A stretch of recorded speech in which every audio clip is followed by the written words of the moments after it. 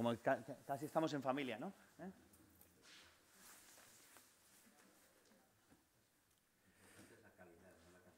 Exacto, siempre, siempre. Tanto el veneno como el perfume siempre van en pequeños botes, ¿no? Muy bien, oye. Primero, buenos días a todos y a todos. Primero quiero agradecer a METIC que haya elegido la sede de la Escuela de Organización Industrial, que es la sede del conocimiento de la industria y de la digitalización en este país. Todos sabéis que la Escuela de Organización Industrial, pues a lo mejor los más jóvenes no, que fue la primera escuela de negocios de este país, que nació en 1955, en el cual, pues, si nos imaginamos una España de posguerra, donde no había pues, gestores de empresas y donde la mayoría de la empresa y el tejido era público, pues se generó con Wharton y Harvard esta escuela. Se llevaron a profesores 2 años y de ahí nació lo que es la Escuela de Organización Industrial, ¿no? O sea, no solo son otras instituciones de este país las que se relacionan, sino una institución pública también puede estar en actividades de prestigio, como lo está haciendo continuamente, ¿no? Y además, puedo decir y transmitiros, ahora mismo tenemos el Centro de Prospectiva Industrial que está realizando estudios en todo y está abierto a trabajar con el conjunto del tejido empresarial y hacer una labor público-privada, ¿no? Tenemos grandes directivos españoles, desde, por ejemplo, Sánchez Galán, que estudió en la EOI, o vicepresidentes de Alcoa a nivel mundial que estuvieron estudiando aquí en esta escuela, con lo cual quiere decir que es una escuela de prestigio, de buena formación y que trae buenos profesionales a España, ¿no?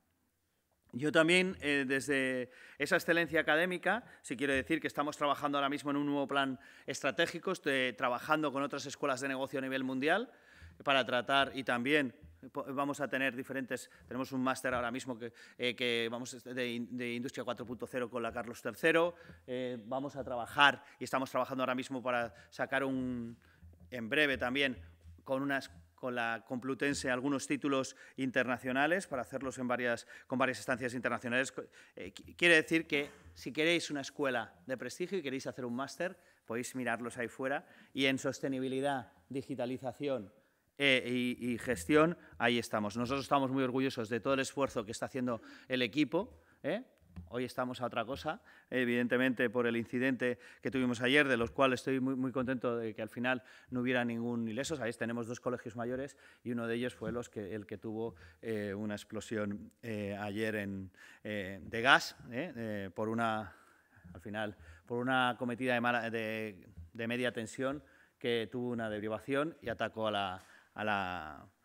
la tubería de gas. Pero bueno, independientemente, desde la organización tengo que citarlo hoy porque fue ayer, pues no ha habido ningún colegial afectado ni ninguna persona, porque hay una parada de autobús al lado, además. Nadie fue afectado, ¿no? Quiero agradecer sobre todo a METIC.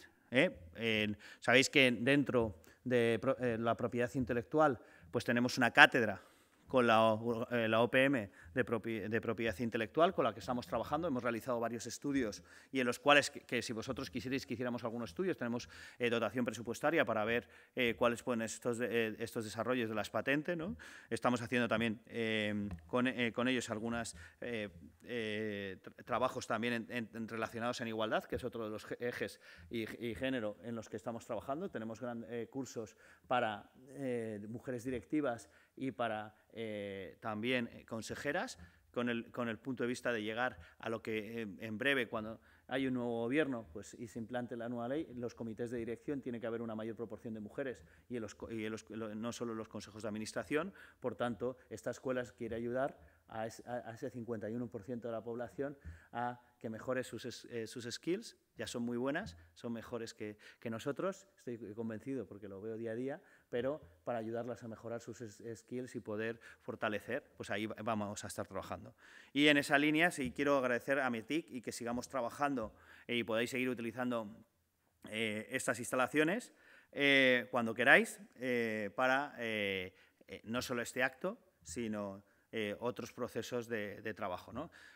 Sabéis que Tenemos no solo esta sede, sino la sede en Sevilla, que tiene varios auditoriums, uno de 500 personas y otro de 200, que si quisierais utilizarlo también lo tenéis para cualquier otra cosa que queráis, ¿no? Y cualquiera de las empresas que hoy esté aquí, ¿no? Para eso nosotros somos una escuela abierta a la sociedad y para trabajar en el ámbito público-privado. Lo hacemos con los agentes sociales, con cualquiera de los agentes sociales y, evidentemente, con cualquiera de las patronales y asociaciones, ¿no?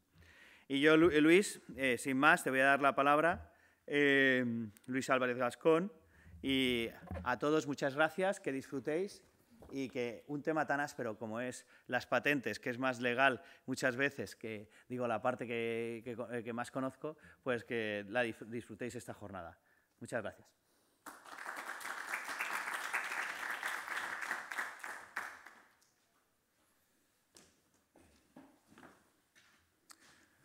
Buenos días a todos. Bueno, muchas gracias, Juan Ignacio. Muchas gracias, director general, por esta, a pesar de todo, cálida acogida que nos hacéis en la Escuela de Organización Industrial. Bueno, como AMETIC estamos encantados de desarrollar esta actividad en colaboración con vosotros y ese ofrecimiento de continuar esa colaboración en el ámbito de la propiedad industrial, esa cátedra que tenéis en marcha, pues no lo vamos a dejar caer en saco roto, exploraremos explotar esa posibilidad. No sé, entiendo que el auditorio es conocedor de lo que es AMETIC, pero no me resisto a dar unas pinceladas acerca de nuestra asociación. Como sabéis, AMETIC es la voz de la industria digital. En este momento agrupamos alrededor de 300 entidades que queremos impulsar el sector digital en nuestro país. No nos ceñimos a lo que es el histórico o la imagen poco preconcebida de lo que es el sector TIC. La verdad es que en los últimos años hemos desbordado esa visión incorporando, bueno, pues a todo tipo de entidades comprometidas con la digitalización, entidades que en otro momento caerían en el ámbito más bien de industrias usuarias, ¿no?, de las tecnologías digitales. Tenemos también centros tecnológicos, parques tecnológicos e científicos, es decir, todo un ecosistema amplio que apuesta por el desarrollo de una sociedad digital en España. Y lo que es más importante, hacerlo con un alto contenido de valor añadido generado en nuestro país. Es decir, no solo queremos una sociedad digitalizada, sino que gran parte de ese impulso a la digitalización venga de actores que genuinamente desarrollan valor añadido en España. Bueno, nuestra actividad se estructura alrededor de diferentes comisiones y la verdad es que esa geografía de comisiones describe bastante bien lo que son nuestras prioridades y los intereses de los asociados. A nadie sorprenderá que en nuestra asociación trabajemos alrededor del cloud, de la inteligencia artificial o de ecosistemas, pues esa industria 4.0 que mencionaba el director general, el vehículo conectado. Pero también temas transversales que son centrales para nosotros, como es el talento digital. Mañana, de hecho, celebramos nuestro evento anual alrededor de este tema. Y, por supuesto, la innovación. La verdad es que cualquiera que esté cercano a los mensajes que transmitimos desde AMETIC verá que la innovación es una de nuestras obsesiones, no porque seamos un conjunto de frikis tecnológicos que, en fin, todo esto de las tecnologías nos gusta, sino porque genuinamente creemos que la innovación es importante para el desarrollo económico de nuestro país, el crecimiento, la competitividad de nuestras empresas y la resolución de retos sociales. Tenemos esa conciencia, tenemos la conciencia, reitero, de que esa digitalización tiene que venir sustentada en buena medida en actores implantados en nuestra economía, y también tenemos la conciencia de que partimos de una posición bastante deficiente, o al menos diría que aspiramos a una posición bastante mejor de la que tenemos en los rankings internacionales de innovación. Como he sabido, pues en este momento el último Global Innovation Index nos situaba en una posición 29 dentro de 130 y tantas economías. Y esto es solo un indicador. Como es un indicador, recurrentemente se apela a él, pero no es el único tema a centrar, que la inversión que hacemos en nuestro país en lo que aquí llamamos I+D+I, pues es insuficiente. Con la reciente ley de Ciencia, Tecnología e Innovación, aparentemente vamos a dar un paso importante en un mayor compromiso público con el impulso a la ciencia y la innovación en nuestro país. Queda pendiente articular otro elemento que no es menos importante, como es el impulso a la innovación, el impulso a la inversión privada en I+D+I. Ahí tenemos también importantes carencias. Siquiera para reflejar lo que es en este momento importante en nuestra asociación, pues quiero recuperar algunos de los mensajes que nuestro presidente hacía en nuestro reciente evento anual en la Menéndez Pelayo, en Santander, y es la propuesta de 3 pactos de Estado en 3 temas centrales. Y además yo creo que en total sintonía con lo que es la Escuela de Organización Industrial. Un pacto de Estado por la educación, un pacto de Estado por la industria, un pacto de Estado por la innovación, que es el tema que nos centra hoy. Esta sesión va de patentes, pero estoy esforzando por ubicar, ¿no?, un tema que aparentemente podría parecer árido. Yo estoy seguro de que, en fin, la calidad de los ponentes va a hacer que todos disfrutéis mucho, pero quiero situarla en el contexto de ese necesario impulso a la innovación, ese necesario impulso a la inversión y, claro, la necesaria convicción de que esa innovación va a tener algún tipo de retornos, ¿no? Y esa es un poco la conexión que quería establecer con el tema de las patentes. Bueno, en nuestra asociación, dentro de la Comisión de Innovación, articulamos un grupo de trabajo para trabajar en esta materia, en la de la propiedad industrial. Felicidades a su autor intelectual, Luis Ignacio, y a todos los que le acompañan en ese grupo de trabajo. Y vas a disfrutar de alguna manera de los productos, los primeros productos de ese grupo de trabajo. Uno de ellos ya lo tenéis público en la página web de la asociación. Un documento en el que yo destacaría 2 bloques de propuestas. Por una parte, reivindicar la importancia de la gestión de la propiedad intelectual como un mecanismo estratégico a disposición de las empresas para poner en valor esa inversión e innovación, es decir, su propio valor. Este es un capítulo en el que nuestra economía también manifiesta deficiencias por comparación a otras a las que nos querríamos parecer más. Patentamos menos, 5, 10, 11 veces menos que Italia, Francia o Alemania. Se llama la atención en ese documento, por ejemplo, que un 90% del valor de las entidades que cotizan en el Standard Poor's 500 pues, tienen esa valoración apoyada en sus activos intangibles, de manera que se sugiere un camino para la valorización de las empresas españolas. Esa es una idea potente. Y creo que no es menos potente otra idea que se pone encima de la mesa, y es que al hilo del despliegue del Plan de Recuperación, Transformación y Resiliencia, que ahora estamos atravesando el Ecuador, hombre, deberíamos plantearnos que toda esa inversión pública y privada que se está dirigiendo a mejorar la digitalización, la sostenibilidad de nuestra economía, se apoye en conocimiento generado en nuestro país y que se explotará ulteriormente. Es decir, se hace un llamamiento realmente a las entidades públicas para que a la hora de impulsar proyectos se tengan en cuenta estos aspectos. Ese es el primer producto que ya tenéis disponible, y avanzo que en breve tendréis, vamos, en breve es en unas horas, pues un segundo trabajo bueno, de carácter conceptual, de poner encima de la mesa una serie de definiciones alrededor de la propiedad intelectual y la propiedad industrial, que va a ser el tema de la sesión de hoy, donde la verdad es que creo que es una buena manera de aprovechar 20 páginas de lectura para en muy poco tiempo realmente incorporar conceptos muy potentes, los que acabo de enunciar y que se van a desplegar en esta sesión de la mano de algunos de sus actores, no solo en el plano conceptual, sino a través de buenas prácticas por parte de sus protagonistas. Así que por mi parte, nada más que agradeceros a todos que estéis aquí. Realmente es un ejemplo de compromiso y de resiliencia, ¿no? Estar hoy disfrutando de esta sesión, y nada más felicitar a Luis Ignacio por su papel en todo esto y cederle la palabra. Muchas gracias.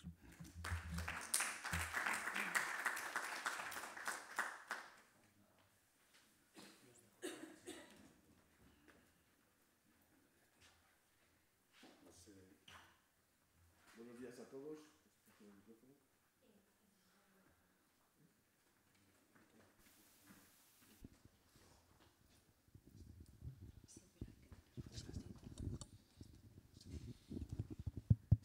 Sí, bueno, muchísimas gracias, Luis Fernando, como vicepresidente de AMETIC y presidente de la Comisión de I+D+I. Por favor, Álvaro.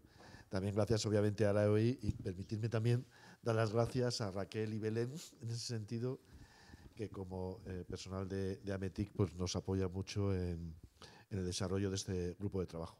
Como comentaba Luis Fernando, yo soy Luis Ignacio Vicente, soy coordinador del grupo de trabajo de propiedad industrial de AMETIC, que es un grupo de la Comisión de Innovación, o de I+D+I, que preside Luis Fernando.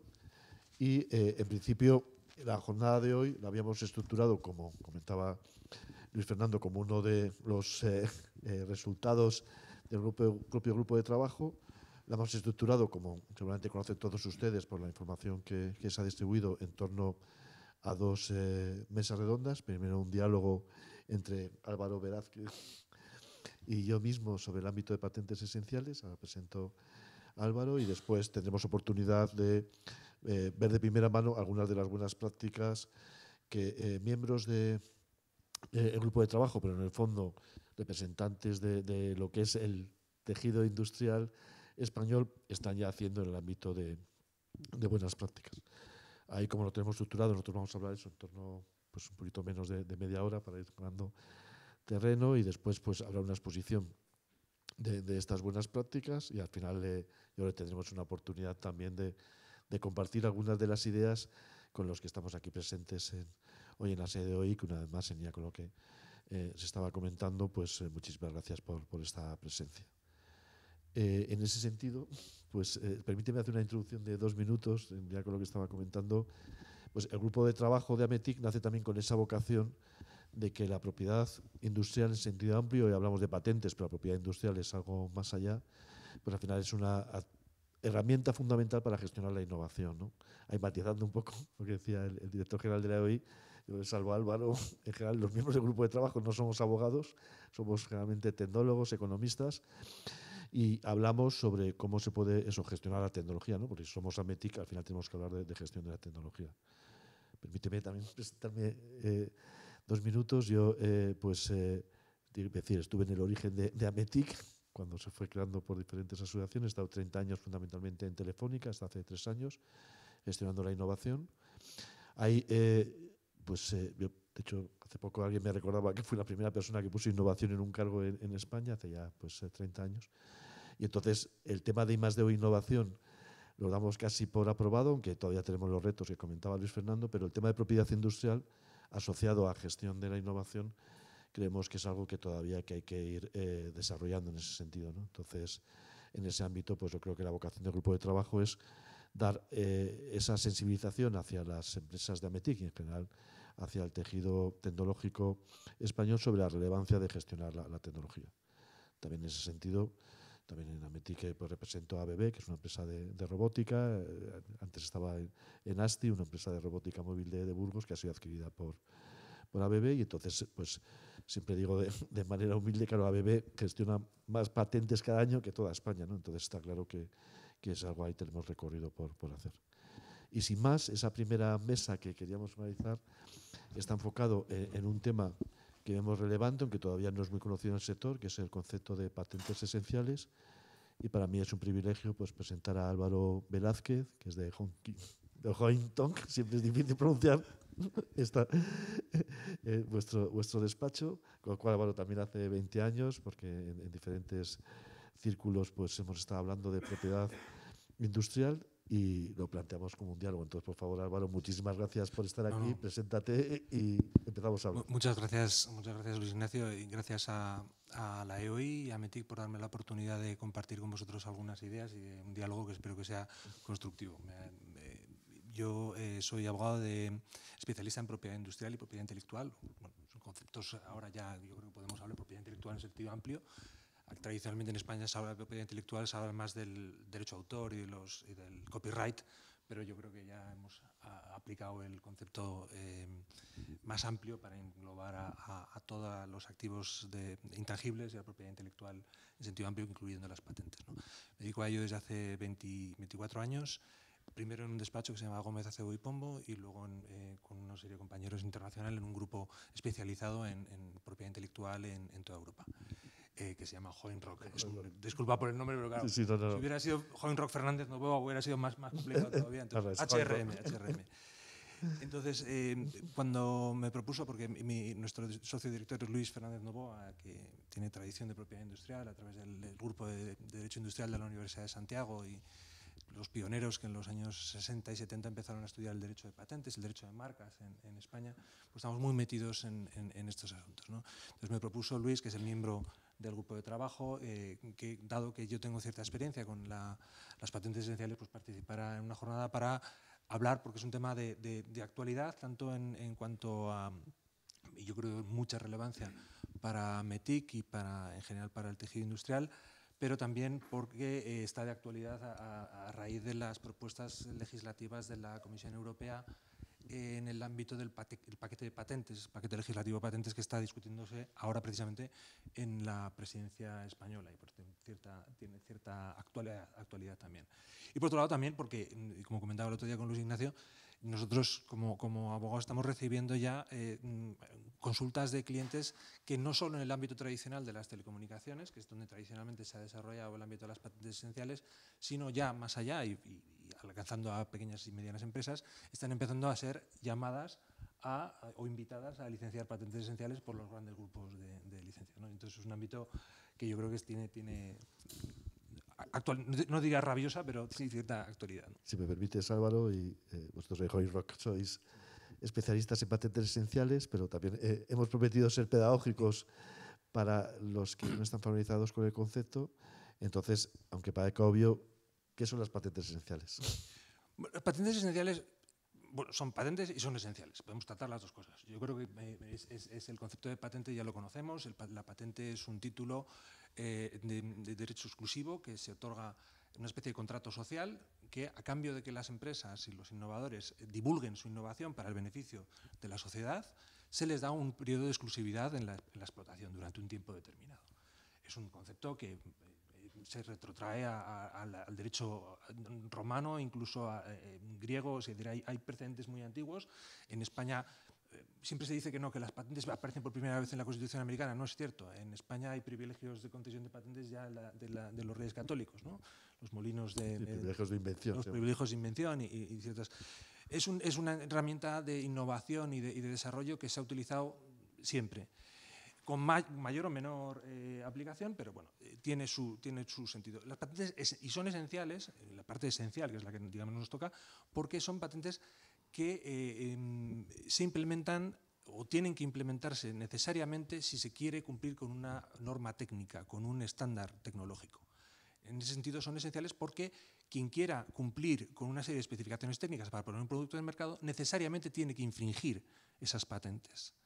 Entonces, son unas patentes que desde ese punto de vista dan una posición de fuerza tremenda al titular de la patente, porque el titular de la patente podría, ejercitando su derecho de exclusiva, excluir del mercado a todo el mundo que quiera entrar en determinados mercados que se encuentran normalizados o regulados. Entonces, desde ese punto de vista hay una tensión entre dos objetivos. Por un lado, la normalización y la interoperabilidad, que es súper importante en una sociedad cada vez más conectada, y especialmente en la tecnología digital, donde la interoperabilidad y la hiperconexión es necesaria.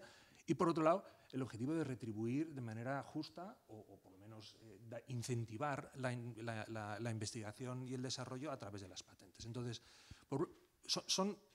digamos, el objetivo es común, porque el objetivo tanto de las patentes como de los estándares y de las normas de tecnología es fomentar la innovación y que todo el mundo se beneficie de ese desarrollo, pero digamos la naturaleza es antagónica, porque mientras los estándares pretenden que todo el mundo utilice una tecnología, las patentes durante un pequeño periodo de tiempo, pequeño o grande, también hay cuestiones de política, dependiendo normalmente son 20 años desde que solicita, durante ese periodo de tiempo tener la exclusiva. Entonces, confluyen dos intereses. Por un lado, la innovación. Queremos que la innovación sea cada vez más rápida, cada vez mejor, y que la gente utilice esas tecnologías. Y por otro lado, tenemos la exclusividad que se da a los titulares, porque en la mayoría de los estándares no se excluye, de hecho no se puede excluir, de hecho por política, que las empresas patenten sus innovaciones. Entonces tenemos esa doble tensión, que luego veremos cómo se resuelve. Claro, yo si me permites, ya hacemos algo en el alter ego como tecnólogo, ¿no? Claro, al final, ¿qué está ocurriendo, con lo que está comentando Álvaro? Pues, hombre, las patentes, lo has definido muy bien lo que es, pues derecho en función del innovador. En el momento en el que estamos ya conectando muchas cosas, pues al final esos estándares, y hablamos del Bluetooth, del Wi-Fi, del 4G, del 5G, pues al final no es una cuestión exclusiva, digamos, de los operadores de telecomunicación, de los vendedores de smartphones. O sea, al final cualquier dispositivo, que puede ser un automóvil, una cafetera, que está conectado, está haciendo uso de este tipo de tecnología y por lo tanto de patentes. Aquí tenemos dos planteamientos. O sea, por un lado, la discusión de si alguien está infringiendo una patente de un tercero, pues siempre es algo, incluso jurídicamente y técnicamente, a veces complejo, ¿no? Porque podemos tener, al final, algunas opciones para decir que, o matices que no estoy utilizando, pero en el momento en el que se ha definido que mi patente es necesaria para que algo esté conectado al 5G, por ejemplo, pues al final es obvio que cualquier cosa conectada al 5G estoy utilizando mi patente. Y ahí es donde entramos en la discusión. Y si me permites, dos cuestiones también de principio, para dar el contexto. Si yo les pregunto ahora mismo cuántas patentes son necesarias para un smartphone normal, y no voy a hacer, pero solo hacer encuestas públicas, pues a lo mejor no se hacen la idea, pero estamos hablando de más de 100.000 patentes. 100.000 patentes. Es decir, generalmente, si hablamos del mundo farma, que son los ejemplos de los libros, son del mundo farma, tengo una patente para un medicamento, pero en nuestro sector de Ametic tenemos 100.000 patentes en un teléfono o en un automóvil, este tipo de cuestiones. Solo el 5G, el 6G, ahora mismo se están definiendo ya casi 15.000, 20.000 patentes. Y lo más interesante del tema es que esa lista de patentes no es oficial, o sea, no es obvio saber las patentes que están utilizadas a un estándar. Entonces es en este mundo donde se está produciendo este tipo de cuestiones. Claro, es uno de los negocios más lucrativos del mundo, ¿no? O sea, hay las grandes empresas, incluso europeas, de tecnología, hablo de los Nokia, los Ericsson de turno, pues al final obviamente están teniendo muchos ingresos por licenciamiento de patentes. Hasta ahora esto estaba ocurriendo en el ámbito más TIC, o sea, Huawei contra Ericsson, Nokia, etcétera, o a favor, y es un negocio interesante y esas licencias de patentes ocurren todos los días, o sea, algunas llegan a los tribunales, pero solo es una parte, o sea, digamos, es un negocio que funciona bien, pero la peculiaridad por los que veíamos la oportunidad de hablar hoy de patentes esenciales es porque eso que estaba ocurriendo en el mundo de las TIC ya está llegando al mundo de la industria, empezando por la industria del automóvil, y en la medida en que estamos conectando cosas, las empresas de Ametic, y en general las empresas tecnológicas españolas, pues ya están empezando a recibir cartas, a recibir mensajes de los propietarios de patentes de que están utilizando determinadas tecnologías y van a tener que pagar licencias. Entonces, ¿cómo se regula todo este punto? Es de lo que vamos a hablar hoy. Quería dar un poco el contexto tecnológico y entonces... De hecho, esa preocupación es la que inspira a la iniciativa del reglamento que la Unión Europea y la preocupación de la Comisión Europea en el traspaso del problema se había planteado esencialmente, nunca mejor dicho, en el ámbito de las telecomunicaciones y entre los grandes grupos, pero ahora ya está descendiendo el Internet de las cosas, la interoperabilidad de todo tipo y la conexión de todo tipo de elementos. Entonces, precisamente, yo creo que se nota mucho, tanto en la preocupación del papel, la comunicación de la Comisión del año 2017 sobre la regulación de las patentes esenciales y en la propuesta de reglamento que está discutiéndose ahora, en cómo el mercado se ha ido ampliando precisamente para alcanzar a ese tipo de nuevos actores, que no solo son los grandes y los principales, sino también cada vez más pequeñas y medianas empresas que son innovadores, como se definen, innovadores aguas abajo, que se benefician de la innovación. Todos nos beneficiamos de la innovación previa de antes, ¿no? de otros, ¿no? Pero precisamente ese tipo de empresas son las que ahora mismo constituyen la preocupación fundamental y por eso también hay cierta polémica porque hay intereses encontrados entre grandes personas, ¿no? Pero bueno, antes de entrar en digamos lo que se está planteando ahora, sí que quería explicar un poco cómo se ha venido afectando, cómo se ha venido resolviendo esa tensión, ¿no? Cómo se regula las patentes esenciales, ¿no? Ahora mismo realmente per se no existe una regulación específica en la ley sobre las patentes esenciales. Ni en la ley de patentes ni en ningún ámbito, ¿no? Pero eso no quiere decir que no haya instrumentos, el ordenamiento jurídico no tenga instrumentos para regular esta situación. De hecho, y quitándome un poco el sombrero de abogado, la propia industria tiene herramientas y se han utilizado esas herramientas. No en vano son las organizaciones de estandarización las principales responsables de este meollo de la cuestión, ¿no? Cuando a los organismos de estandarización interesa que contribuyan las empresas punteras y las empresas más importantes contribuyan su tecnología más importante. Entonces, para eso hay que ir a calzón quitado a las reuniones. Telefónica ha participado y tú conoces bien cómo se participa en las reuniones de estandarización. Vas allí sin reservas, porque realmente estás intentando que la tecnología puntera sea la que se utilice y la que se estandarice para que todo el mundo se beneficie de ella. Entonces, es cierto que, a su vez, los investigadores que van allí y los técnicos tienen, por otro lado, un incentivo para las patentes de su empresa, ¿no? pero no se excluye una cosa a la otra. Entonces hay que compatibilizarlo. ¿Cómo se hace esto? Normalmente de manera convencional las organizaciones de estandarización tienen sus políticas de propiedad industrial, las políticas que a cambio de permitir la entrada de la patente de la tecnología concreta en el estándar, exigen un compromiso al titular de esa patente de licenciarla a todas las personas que quieran o todas las empresas que quieran implementar el estándar en unas condiciones justas, razonables y no discriminatorias. Es lo que se conoce con el acrónimo de FRAND, que es un término que se utiliza mucho en este ámbito, que significa Fair, Reasonable and Non-Discriminatory Terms. Las condiciones, pero claro, la organización de estandarización simplemente exige ese compromiso y exige el compromiso de que se declare, que el titular declare la patente esencial.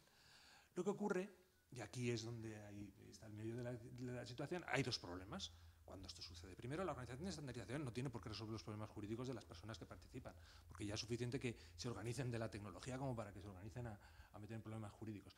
Lo que es cierto es que, dado que exigen ese compromiso, tienen una serie de registros de patentes esenciales en los que se declaran esas patentes. Lo que pasa es que cuando la obligación de declarar las patentes esenciales surge en el momento en que surja la invención, pero claro, de ahí hasta la adopción del estándar y hasta la concesión de la patente, que son dos caminos que van en paralelo, pueden pasar muchas cosas. Y esa patente puede dejar de ser relevante, puede no serlo en esa condición, puede serlo en otras, con lo cual hay un desfase entre lo que verdaderamente ocurre en el mercado cuando la patente se concede y lo que tiene el estándar. Y por otro lado, el meollo de la cuestión, ¿qué es un término justo, razonable y no discriminatorio, ¿no? Claro, ¿Quién lo determina, ¿no? Esa es la pregunta que hago yo siempre a los abogados. Digo, entonces, el resto de licencias son injustas, no razonables y discriminatorias, ¿no?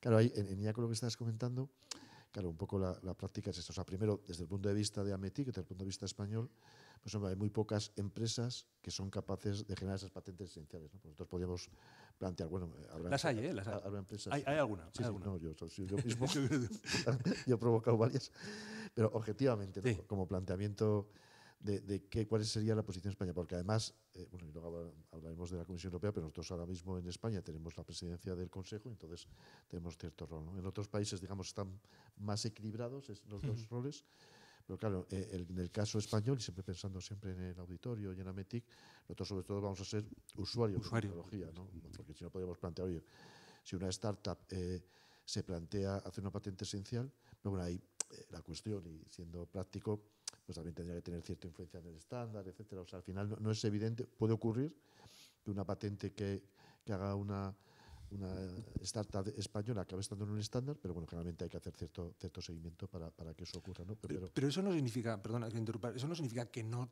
tengamos interés en las patentes. Es decir, las patentes, yo siempre insisto en que es una moneda y tiene dos caras. Tiene la cara del titular de la patente, pero el titular de la patente obtiene un beneficio a cambio de divulgarla. Entonces, los usuarios son los que nos beneficiamos de las patentes de los demás.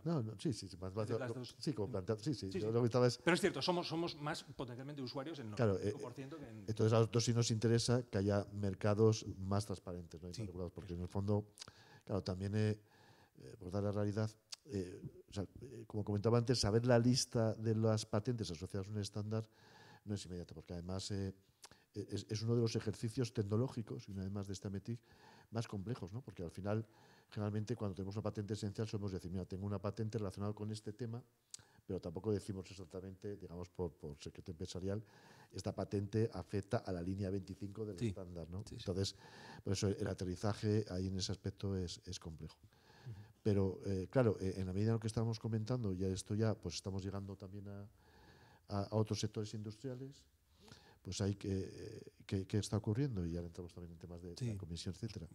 Pues claro, sobre todo quien ahora mismo está levantando el tema es el sector del automóvil europeo, que tampoco es exactamente el sector de AMETIC, pero es nuestro cliente para muchas cuestiones, ¿no? Entonces, dicen, bueno, aquí es un mundo, pues menos transparente, porque al final yo no sé si estoy pagando todas las licencias que debo, porque como está diciendo Álvaro, tampoco es una cuestión de mala fe. O sea, yo pues estoy fabricando algo conectado dentro de los costes de mi producto, como hacen los fabricantes de teléfonos, pues tendré que poner también que pago las licencias correspondientes pues en buena lid, ¿no? Entonces, muchas veces lo que requiere el mundo industrial, yo me pongo el gorro ABB también ahí, pues sería cierta transparencia, ¿no? Entonces, claro, el sector del automóvil está diciendo, pues para un nuevo vehículo yo quiero pagar $2.000 por todas las licencias relacionadas con conectividad, por ejemplo, en un ámbito.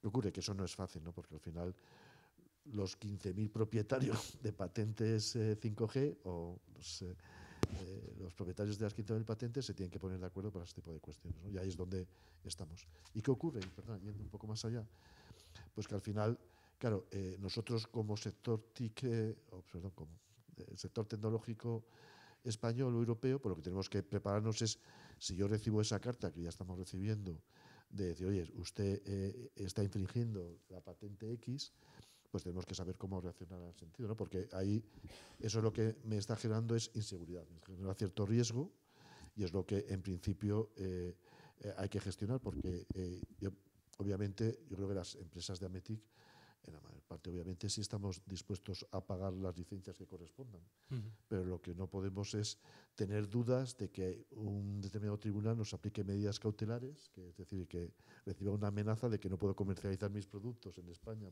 o en Alemania porque no estoy pagando unas de las 20.000 licencias que tiene mi dispositivo conectado, ¿no? Entonces, por ahí creo que hay esa vocación de avanzar hacia la yo creo que regulación. uno de los problemas que suscitan precisamente las patentes esenciales al tener esa tensión entre los dos tipos de objetivos distintos es que hay un riesgo de abuso, hay un riesgo de que el titular de las patentes esenciales dedique precisamente a excluir, como es un mercado cautivo que tiene, precisamente porque todo el mundo tiene que cumplirse el estándar, cometa digamos, el abuso de pedir o unas tarifas muy altas o bien decida de excluir. Entonces, precisamente por eso los compromisos de licencia en términos FRAND se aplican desde el punto de vista tanto convencional, a través de las políticas de propiedad intelectual de los organismos de estandarización, y funcionan. Es decir, es cierto que hay unos litigios en la punta del iceberg, pero hay un iceberg debajo de un montón de acuerdos de licencia que funcionan, ¿no? Y por otro lado, también existe la posibilidad de que se ha abusado en el sentido de que el implementador, el fabricante, y ocurre muchas veces, un gran fabricante con una posición de fuerza, se niega a pagar las licencias porque considera que el precio no es justo. Y sin embargo tiene su producto en el mercado. Es decir, hay hoy en día, y eso se puede decir, los mayores piratas del mundo vienen en este mundo también. Es decir, quien más infringe patentes muchas veces es quien no quiere pagar una licencia estándar, porque dice, no, es que esto es estándar, esto debería ser open source o tal. Entonces ahí hay una tensión enorme. ¿Cómo se ha venido resolviendo? Disculpa que vuelva un poco para atrás, ¿no? Se ha venido resolviendo tradicionalmente desde un punto quizás ineficiente, que es la aplicación del derecho de la competencia. Cuando se decía que el titular de la patente que ejercita sus derechos de cesación, ¿no? Porque yo excluyo a alguien del mercado y te demando para lo que decía, la amenaza de pedir unas medidas cautelares urgentes o una medida de cesación para excluirte del mercado. Es una amenaza fuerte. Pero bueno, fuerte también es que tú estés infringiendo una patente sin haberme pagado la licencia. Quiero decir, hay esas dos tensiones, ¿no? Entonces, eso se ha venido resolviendo diciendo, no, es que cuando tú haces eso estás abusando de una posición de dominio que te da precisamente el hecho de que tu patente es obligatoria. Bueno, obligatoria. No es obligatoria porque nadie te obliga a comercializar un producto. Pero si quieres comercializar un producto, ahí está estandarizado. Tienes que cumplir las especificaciones técnicas, tiene que tener MPEG, tiene que tener H264, tiene que tener Wi-Fi, tiene que tener 5G, tienes que cumplir con eso. Entonces, en esa situación se aplica el derecho a la competencia. Lo que pasa es que el derecho a la competencia no encaja totalmente. El derecho a la competencia exige que tú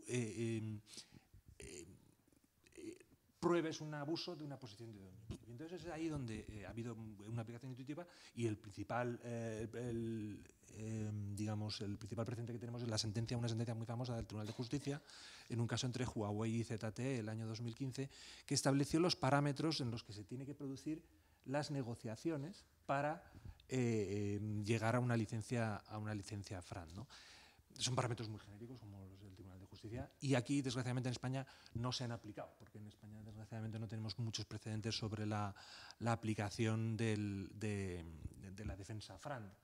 Y, de hecho, ha habido voces críticas diciendo que realmente no tendríamos que ir al derecho a la competencia, sino también a la proporcionalidad, que es una palabra... Pero si me permite, de todas maneras, y no entrar en temas jurídicos, que es el objeto de la sala, y porque nos quedan no más de 8 minutos, sí. Entraría... en línea con lo que estamos comentando, y también porque son noticias estos temas, es porque el 27 de abril pues, la Comisión Europea mueve ficha y plantea una solución que a veces se ven ahí dentro del sector, pero que en este momento además es se está debatiendo mucho en Europa y que, como España tenemos la presidencia del Consejo, pues en este momento es uno de los temas relevantes que se plantea en la Oficina Española de Patentes y Marcas como, digamos, responsables en el momento de todos estos temas en Europa. Entonces, ¿qué plantea la Comisión, Álvaro? Sí, no, enlaza directamente con la sentencia famosa de Huawei ZTE. La sentencia de Huawei ZTE lo que analiza es si en aquel caso el licenciatario se estaba comportando y el licenciante se estaban comportando de buena fe para llegar a una licencia en términos justos, razonables y no discriminatorios. De hecho, nosotros que venimos desde el punto de vista de las patentes, yo no soy abogado de la competencia, el abogado de la competencia es más cercano al mercado, es mucho más económico, es mucho más establece parámetros respecto a cómo se producen esas negociaciones. Entonces, uno de los defectos que tú ya has mencionado es el de la transparencia. Entonces, la propuesta de la Comisión va dirigida fundamentalmente a tocar tres temas. Aumentar la transparencia en cuanto a la declaración de patentes esenciales, para que todo el mundo sepa cuáles son las patentes verdaderamente esenciales, exigir registros de patentes esenciales a los titulares de patentes esenciales en la Unión Europea, registro que además es muy interesante porque va a dar a la que se llama la Organización de Propiedad Intelectual de la Unión Europea, que está aquí en España, en Alicante, con lo cual prevemos que el papel de España, el papel de la WIPO, de la Oficina de Propiedad Intelectual, va a ser mayor y España va a tener una oportunidad de ser un polo de atracción para temas punteros. Ser la que se encargue del llamado centro de competencia, que es el que exija el registro de estas patentes esenciales. Luego, el segundo tema, permita el establecimiento de evaluaciones para saber cuál es el precio FRAND, cuál es el precio justo, razonable y no discriminatorio, en una determinación bilateral amistosa, prelitigiosa, pero obligatoria si alguien quiere demandar. Es decir, que se establezca, antes de poder demandar a alguien por infracción de una patente esencial, me voy a un procedimiento bilateral para determinar la tarifa FRAND ante una organización de mediación, como es la EUIPO, y en tercer lugar establecer también sobre todo una política de información y de transparencia con respecto tanto a las declaraciones de esencialidad, es decir, los checks de si la patente es esencial o no, en el momento, que muchas veces no es porque, cuando se habla sobre declaración de patentes esenciales, no es porque quiere engañar, como hemos dicho antes, el titular, sino porque los estándares van cambiando y al final se puede adoptar y también las patentes van cambiando. Es decir, la patente desde el momento que se solicita hasta el momento que se concede definitivamente puede restringir su ámbito, ¿no? Entonces, esa transparencia es fundamental tanto para la negociación también de las licencias, entonces acceder, sobre todo, es facilitar el acceso a esa información. Lo que pasa es que esta propuesta de la Comisión pues está levantando muchas ampollas porque el negocio de licencia es muy jugoso, ha entrado en el mundo de las patentes y la propiedad industrial actores, inversores, fondos de inversión, fondos de litigio, que por otro lado se les mira con malos ojos desde el punto de vista de la tecnología, pero también es normal, es decir, es una economía. Nosotros estamos muy acostumbrados a los fondos de inversión inmobiliaria, ¿por qué no invertir también en propiedad intangible, ¿no? Y es perfectamente legítimo. Otra cosa es que los métodos no lo sean, ¿no? Y ese es donde el derecho de la competencia y la preocupación de la Comisión y la preocupación del ordenamiento jurídico es que no haya esos abusos. Sobre todo, me parece muy, muy loable que la Comisión ha notado que, si bien esto durante un tiempo era una cuestión de grandes grupos industriales y de telecomunicaciones, ya no lo es. Gracias a Dios, la tecnología y estas tecnologías ya se han puesto a disposición, ya se está beneficiando más pequeñas y medianas empresas que son capaces de trabajar en esa innovación ya desarrollada por otros y en perfeccionarla.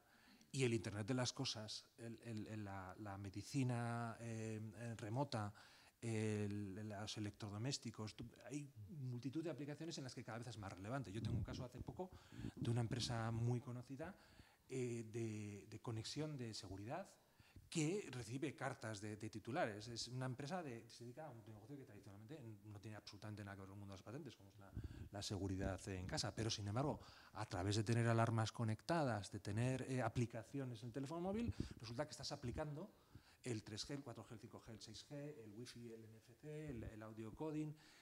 Cada vez más tecnologías estandarizadas que aplican precisamente, yo creo que es no es una situación de alarma, es que también es la consecuencia lógica del beneficio de lo que hemos hecho bien antes. Claro, ahí si me permites, primero contesto, como comentábamos, en línea con lo que comentamos de la Comisión Europea, lo comentaba Álvaro rápido. Claro, al final la Comisión está dando esa responsabilidad a la UIPO, que es la organización que lleva hasta ahora marcas y diseños, porque existe otra cosa que es la EPO, que es la de patentes. Entonces, es cierto que la UIPO, digamos, está más próxima por su ámbito jurídico a la Comisión Europea que la EPO, y entonces en ese sentido, pues un poco la controversia viene por ahí, pero también viene también por la controversia de hasta qué punto es fácil medir la esencialidad, ¿no? Yo contaba como anécdota que el presupuesto que tiene la UIPO para tener ingenieros que miran la esencialidad era menor del que tenía yo en Telefónica. Entonces, sí, bueno, no. pues, al final Hombre, ha habido muchas críticas y está viendo... sí, perdona. Es que son 2 minutos más. Entonces, y perdona que te corte porque es un tema que al final, obviamente, está dando... No, pero yo quiero romper una lanza por la UIPO, porque la crítica creo que es positivo. Claro. Y las críticas, hay críticas feroces de grupos de gente que invierte en estas patentes esenciales. La posición, por ejemplo, de Finlandia es totalmente alineada con Nokia, la posición de Suecia totalmente alineada con Ericsson. Entonces hay mucha identificación y hay que ver quién pide qué, ¿no? Pero claro, yo en ese sentido, y ya una última intervención por cada parte, muchas gracias Álvaro por tu aportación, que es de mucho criterio, es, claro, 2 cuestiones. O sea, por un lado, en lo que acaba de decir Álvaro, esto es uno de los negocios más lucrativos del mundo. A nosotros, y sería la reflexión también, como España no tenemos grandes motores tecnológicos, entonces nuestra posición ahí a veces ha sido espectador en estos temas. Y entonces, pues es cierto que digamos, Finlandia apoya Nokia, que Suecia apoya Ericsson. Alemania, como tiene Siemens y tiene otro tipo de empresas, puede jugar más en el medio. Y nosotros ahí es donde planteaba que al final somos también esos, digamos, fundamentalmente usuarios de la tecnología. Pero ahora España tiene una oportunidad por esta presidencia de jugar el cierto partido, porque además la siguiente presidencia va a ser Suecia, que obviamente va a ir más en cuestión de Ericsson, ¿no? Entonces, yo me invito a 2 reflexiones y te doy la última palabra. Es, por un lado, hombre, nosotros, muchos de los que estamos aquí, nos dedicamos fundamentalmente a gestión de la innovación, a gestión de la propiedad industrial, ¿no? Entonces, al final tiene que haber marcos que gestionen la propiedad industrial para que favorezca la innovación, y eso entiendo que estamos todos de acuerdo, y eso hay que ver cómo, o sea, es difícil es aterrizarlo. Y claro, y sobre todo las empresas tecnológicas españolas en este caso, pues sobre todo en esas transparencias que comentaban, ¿no? O sea, obviamente nadie pone en duda de que al final la tecnología hay que, digamos, hay que pagarla para que siga, obviamente, produciéndose, pero que la realidad es esa. Necesitamos que cierta conocimiento... Previsibilidad. Sí, pero incluso para empezar, antes de eso, que desde AMETIC seamos conscientes de que cuando recibimos esas cartas, fíjate, de una empresa de seguridad, pues al final pues hay que actuar de determinadas maneras y en ese sentido, y que tenemos que buscar ese equilibrio, ¿no? Que no sea abusivo tampoco lo que estamos pagando, porque si cada uno de los que tiene una patente del 5G me llama, obviamente va a costar 1000 veces más de lo que me cuesta la alarma, ¿no? Entonces ahí es donde tenemos esa vocación de regulación. Tampoco es una sensación de que estamos hacia el caos, porque es algo que en el sector de las TIC llevamos haciendo hace ya 40 años, y que la cuestión es como ahora al generalizarse a otros ámbitos es donde pues empieza este reto, y por eso sacamos el tema hoy aquí. Entonces, ¿qué te parece? No, muchísimas gracias. ¿No? Me parece muy oportuno. Yo creo que esa es la gran preocupación de la Comisión, y yo creo que una de las cosas que es cierto que se está criticando desde el punto de vista de los grandes grupos, algunos, porque otros grandes grupos que estén más equilibrados, por ejemplo, la opinión de Apple ha sido mixta. Apple es tanto innovador como fundamentalmente el principal target de los grandes grupos parasitarios, ¿no? Siempre le atacan a Apple, la amenaza de sacar los productos de Apple en el mercado, pues es brutal, y entonces ellos están... Y la propuesta de Apple, o sea, Apple es más ecuánime en cuanto a las críticas. Por ejemplo, Apple dice que la WIPO sí que es un centro adecuado, porque el énfasis de la propuesta de la Comisión no es tanto en la determinación adecuada de si la patente es esencial o es FRAND, sino en la transparencia, en facilitar los datos.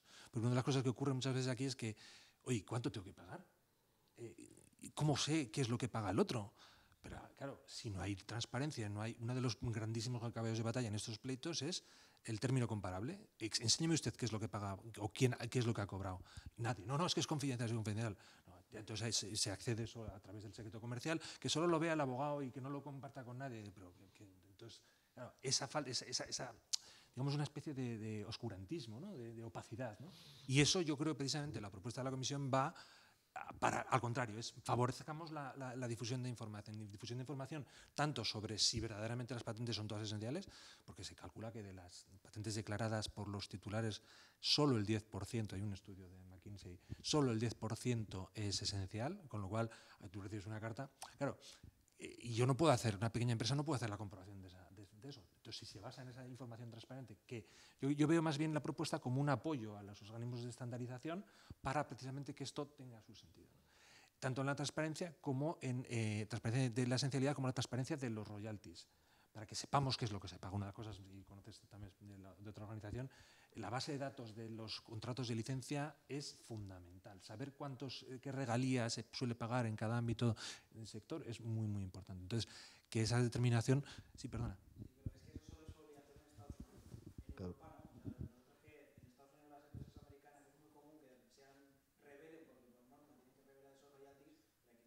Claro. Claro, pues uno de los objetivos de la propuesta de la Comisión es precisamente es que se publiquen las regalías y que se produzca una determinación de la regalía agregada total para una tecnología. Porque aquí, para evitar el royalty stacking, que es lo que decía José Ignacio, de que si yo tengo que pagar a todos los estándares, a todo el titular de la patente, voy a acabar pagando un 1% a todos, acabo pagando, si son más de 100, pues ya está, ¿no? Entonces, las regalías, para evitar el royalty stacking, se ponen de acuerdo en cuál es el precio máximo para todas las patentes esenciales en una tecnología. Claro, que eso es un poco injusto para quien verdaderamente tiene una tecnología o una patente que es mucho más importante que otras, pese a que sea esencial, ¿no? Entonces, son determinaciones complejas. Sí.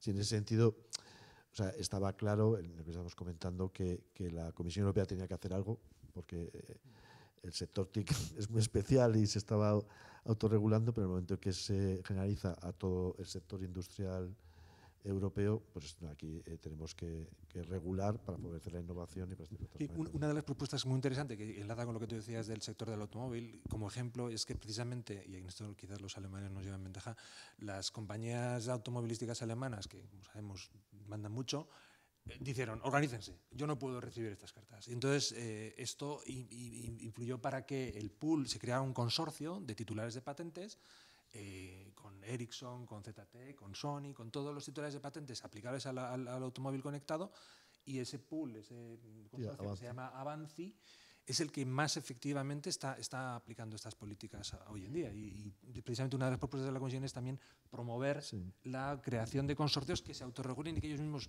hagan sus comprobaciones de esencialidad. Sí. Efectivamente.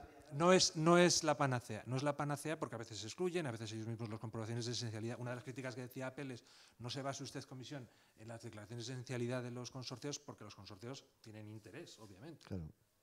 Claro, que tener planteamientos objetivos es complicado. De todas maneras... Sí, perdona.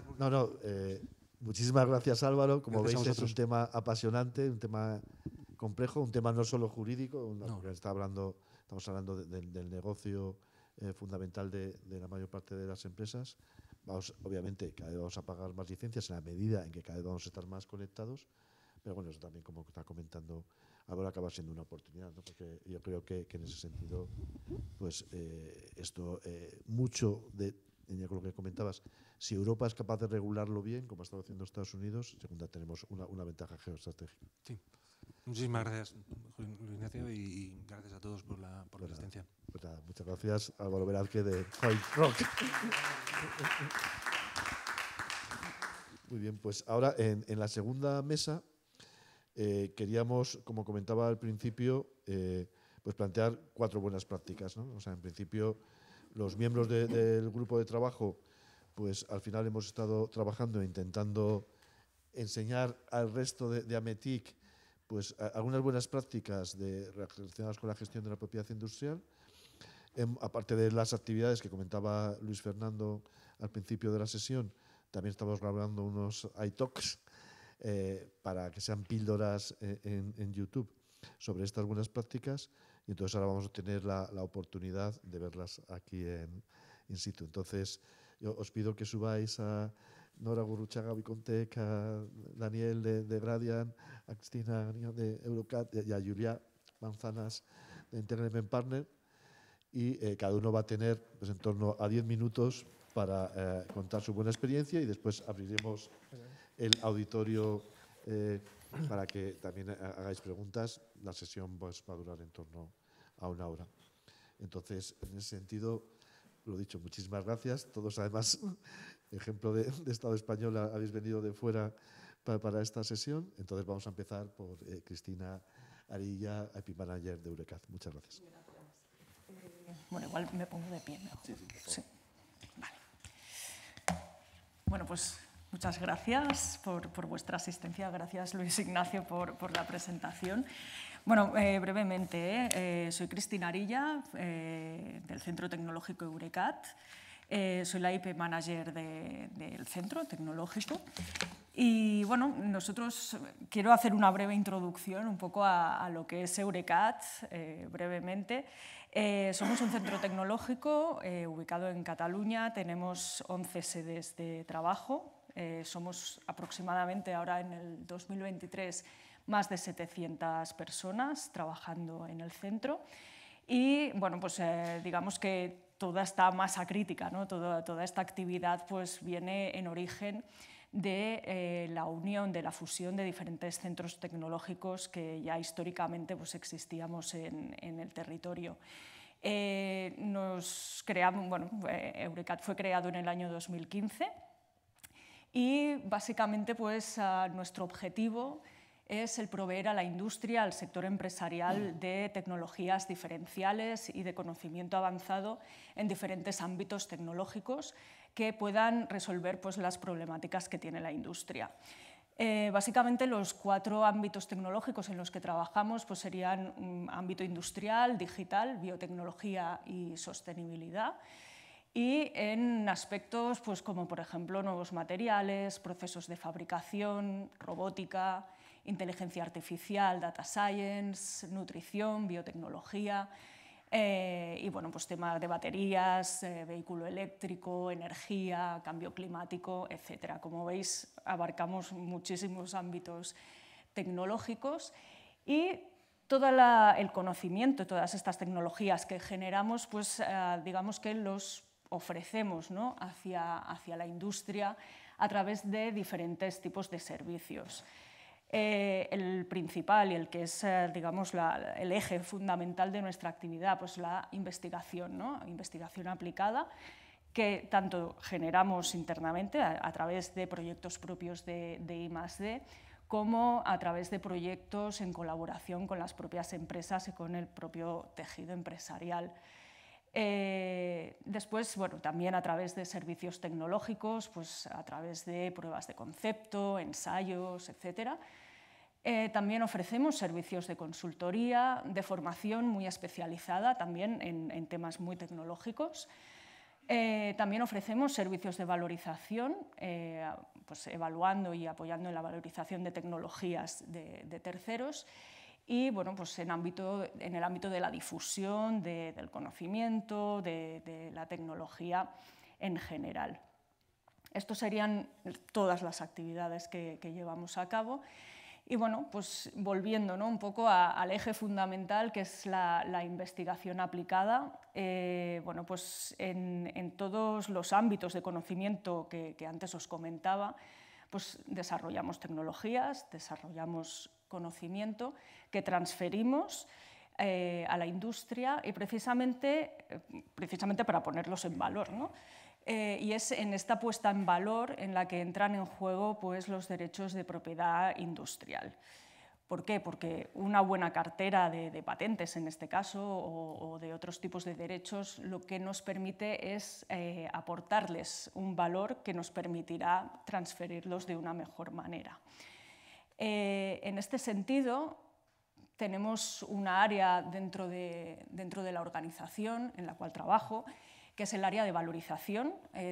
Aquí formamos parte de 10 personas en este departamento y seguimos una metodología de trabajo que bueno, pues básicamente tiene como tres grandes bloques, ¿no? Aquí trabajamos primeramente en una actividad de scouting que llamamos, la cual consiste, pues, aquí hay 2 personas que se dedican exclusivamente a ir a cada una de las unidades tecnológicas para poder explorar con ellos cuáles son los resultados de los proyectos de I+D que se han ido generando en los últimos meses. Realizamos esta identificación y, bueno, pues viendo en qué estado se encuentran todos estos resultados, en qué estadio, ¿no?, en qué TRL, pues decidimos cuáles van a ser los próximos pasos a seguir. Si ya vemos que esta tecnología identificada, pues ya digamos que puede continuar ya unos pasos más directos, más inmediatos hacia la transferencia, hacia el mercado, porque ya está en unos estadios más avanzados, pasaríamos a la siguiente fase, que sería la de maduración y desarrollo. Aquí lo que hacemos es, bueno, pues estar en contacto con potenciales clientes y early adopters de estas tecnologías que nos permitan validarlas y ya dar los siguientes pasos, pues, a la generación, en el caso, por ejemplo, industrial, pues, a la realización de prototipos y a hacer, pues, ya producto mínimamente viable que ya pueda ser industrializado. Y ya la última fase sería, pues, ya la de transferencia, ¿no? Una vez ya hechas todas estas fases y ya habiendo avanzado en toda esta cadena de valor, pues ya es la realización, ya la puesta en valor real de estas tecnologías, pues a través de licencias de cesiones, es decir, la venta de los activos, o la creación de spin-offs.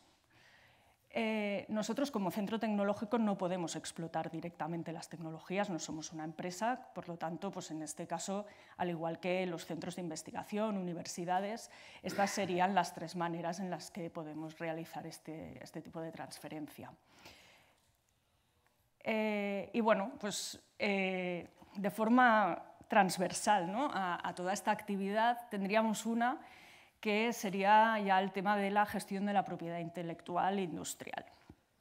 Y realmente abarca desde el inicio, desde este scouting hasta la propia transferencia. Aquí estamos trabajando actualmente 3 personas, 2 somos tecnólogos, yo soy ingeniera industrial, mi compañera también, y tenemos a un abogado también, que es el que se encarga, pues, más de todo el tema de contratos y demás, porque, como decían antes, pues esto de la propiedad industrial tanto abarca, pues, una parte más técnica que hemos de entender y que al final estamos en contacto diario con nuestros investigadores, pero también la parte legal es muy importante. Entonces, bueno, pues este equipo de 3 personas, básicamente lo que hacemos es trabajar esta metodología, ¿no?, o estas diferentes fases que conforman la gestión de la IP. La primera, pues analizar, o sea, al final cuando se detecta un nuevo resultado que se ha generado, nosotros lo que hacemos es ver cuál es el estado del arte, hacer estudios de patentabilidad para determinar si aquel resultado puede ser protegible. ¿De qué manera? Esto sería ya la estrategia. ¿Cómo vamos a proteger eso? ¿Nos interesa protegerlo? Vamos a hacer una patente, vamos a mantenerlo como secreto, vamos a hacer un modelo de utilidad, un diseño industrial. ¿En qué momento? ¿Está suficientemente avanzada esa tecnología como para solicitar una patente en ese momento? ¿O quizá aún faltan hacer pruebas experimentales que permitan aportar más valor a este documento de patente que al final voy a proteger y, por lo tanto, me he de esperar un tiempo? ¿Dónde lo voy a proteger? ¿Voy a hacer una patente europea y después voy a pasar a PCT para internacionalizarla? ¿O simplemente, pues, me interesa quizá hacerla a nivel nacional? ¿Quién va a proteger esto? Esto es importante porque, como os comentaba, muchas veces hacemos actividades de I+D+I en colaboración con otras entidades y en este sentido determinar un buen acuerdo de cotitularidad de esos activos y determinar quién los va a explotar y cómo, esto es vital. Entonces, aquí hemos de ver quién es el propietario de estos resultados y en qué porcentajes se va a dividir esta propiedad. Construcción de la cartera, pues aquí esto es el día a día. El día a día es, bueno, pues eso, pagos de mantenimientos, ampliación de las patentes, pues, a otros países, respuestas a acciones oficiales de examen de patentes. Este es el día a día, respuestas a examinadores y bueno, al final es un montón de trabajo y también un montón de dinero el que se debe invertir. Y aquí entra el tema económico, ¿no? Que bueno, no trataré, pero es importante. La siguiente fase, la defensa. De nada sirve tener una enorme cartera de patentes, marcas u otros derechos sin estar alerta de qué es lo que hay a tu alrededor, si te la están infringiendo o no. Entonces, en este sentido, establecer un sistema de vigilancia que te permita detectar estas posibles infracciones es vital y, al mismo tiempo, no solo la defensa de nuestra propia cartera, sino también el realizar estudios que te permitan corroborar que tú no estás infringiendo derechos de propiedad de terceros. En este sentido, pues aquí entrarían los informes tipo FTO, Freedom to Operate, que precisamente pues, van en esta línea. Y ya la última fase, y en línea a las fases de valorización que os comentaba antes, ¿no? Pues ya la monetización. Valorar estos activos y entonces bueno, pues ya transferirlos a la industria pues a través de licencias, cesiones o creación de empresas. Esto lo comentábamos antes de la sesión con Julia, el tema de cómo valoras, ¿no? estos activos, que es realmente pues, también una fase importante y complicada, ¿no? Al final poner un valor a algo pues, que es nuevo, que tampoco lo puedes comparar muchas veces con otras cosas, es complicado. Y bueno, ya para acabar, algunos datos pues, del año pasado, ¿no? Del 2022. Estábamos trabajando pues, con una cartera de 192 patentes, 8 empresas spin-off en las que participamos y bueno, pues en el año 2022 se hicieron 17 acuerdos de transferencia pues, entre licencias, cesiones. Sí, básicamente serían estos los números. Y por mi parte, pues nada más. Espero que os haya sido de utilidad y bueno, después si hay preguntas, pues sin problema. Muy bien, pues muchas gracias. Nada, vosotros. Interesante, además motiva ver qué ejemplo de estas buenas prácticas. Y ahora cedo la palabra a Daniel González de Gradiant. También tienes 10 minutos, Daniel, para contaros vuestro caso de éxito también. Hola, buenos días a todos. Nuevamente gracias a Luis Ignacio por darnos la oportunidad de estar aquí y charlar sobre nuestras buenas prácticas y metodologías en gestión de activos tecnológicos y de propiedad industrial. Yo soy Daniel González Jiménez, soy director del Departamento de Información Multimodal y además otro de mis gorros es responsable de propiedad intelectual industrial dentro de Gradiant. Para daros unas breves pinceladas, ¿qué es Gradiant? Somos un centro tecnológico privado en el sector de las tecnologías de información y comunicaciones. Estamos ubicados en este caso en el noroeste de España, en Vigo. Nacimos en 2008 con un único objetivo y es principalmente actuar de puente entre la academia y la industria y básicamente es hacer más competitivas a las empresas de nuestro entorno y a nivel internacional, dotándolas de tecnologías de seguridad, inteligencia y conectividad, que son los pilares tecnológicos de Gradiant. Y además, y bueno, este es un poco el motivo de esta charla, ¿no? Sobre lo que versará mi presentación, desde el principio nacemos con un claro foco en la creación y transferencia de activos tecnológicos, ¿no? Vía licenciamiento, cesión o creación de EBTs, como veremos a continuación. Para daros también así unos breves números y que os hagáis una dimensión de Gradiant, somos actualmente más de 170 personas, con más de 8 millones de facturación el año pasado. Este año superaremos los 10 millones, más de 350 clientes, tanto gallegos, nacionales y a nivel internacional también.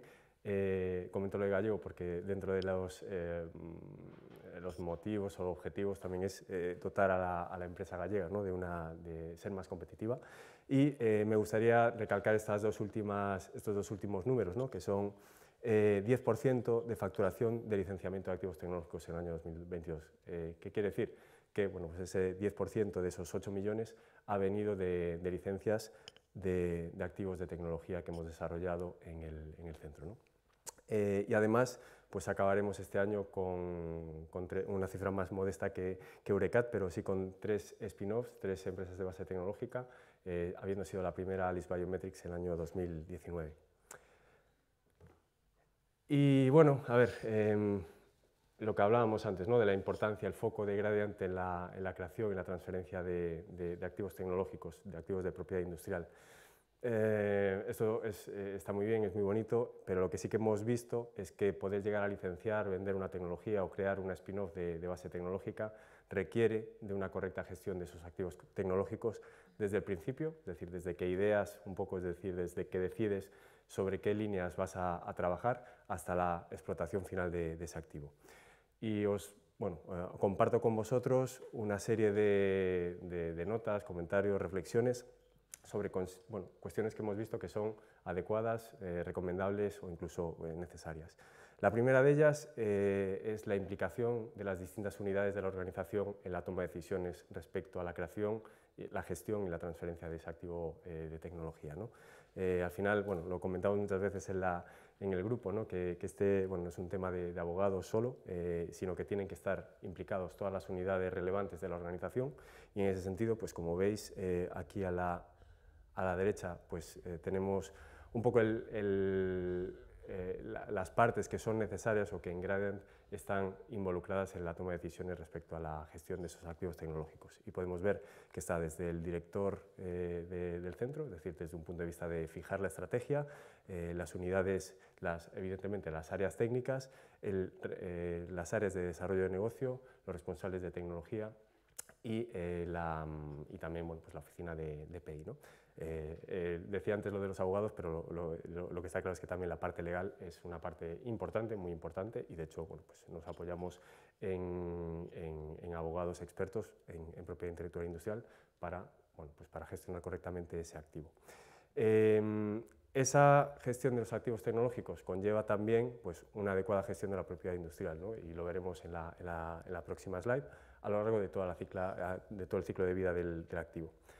Y por último, y muy relacionado con esta adecuada gestión, creemos que es muy importante que exista una cultura de PI en toda la organización y que permea a toda la organización. Es decir, de nada vale que yo como responsable de PI crea que hay que mantener la confidencialidad o la importancia de las patentes o el secreto industrial si de alguna forma no volcamos esa información o si no extendemos ese conocimiento al resto de la organización. Evidentemente, pues no todo el mundo tiene por qué tener todo el nivel de detalle, pero sí crear esa cultura de PI, de la importancia de la propiedad industrial. Lo comentabais antes, ¿no? Ese 90% de la importancia de los activos intangibles en la economía del conocimiento. Esa información tiene que permear a la organización. Es la única forma de que todo el mundo pues, reme en la misma dirección, ¿no?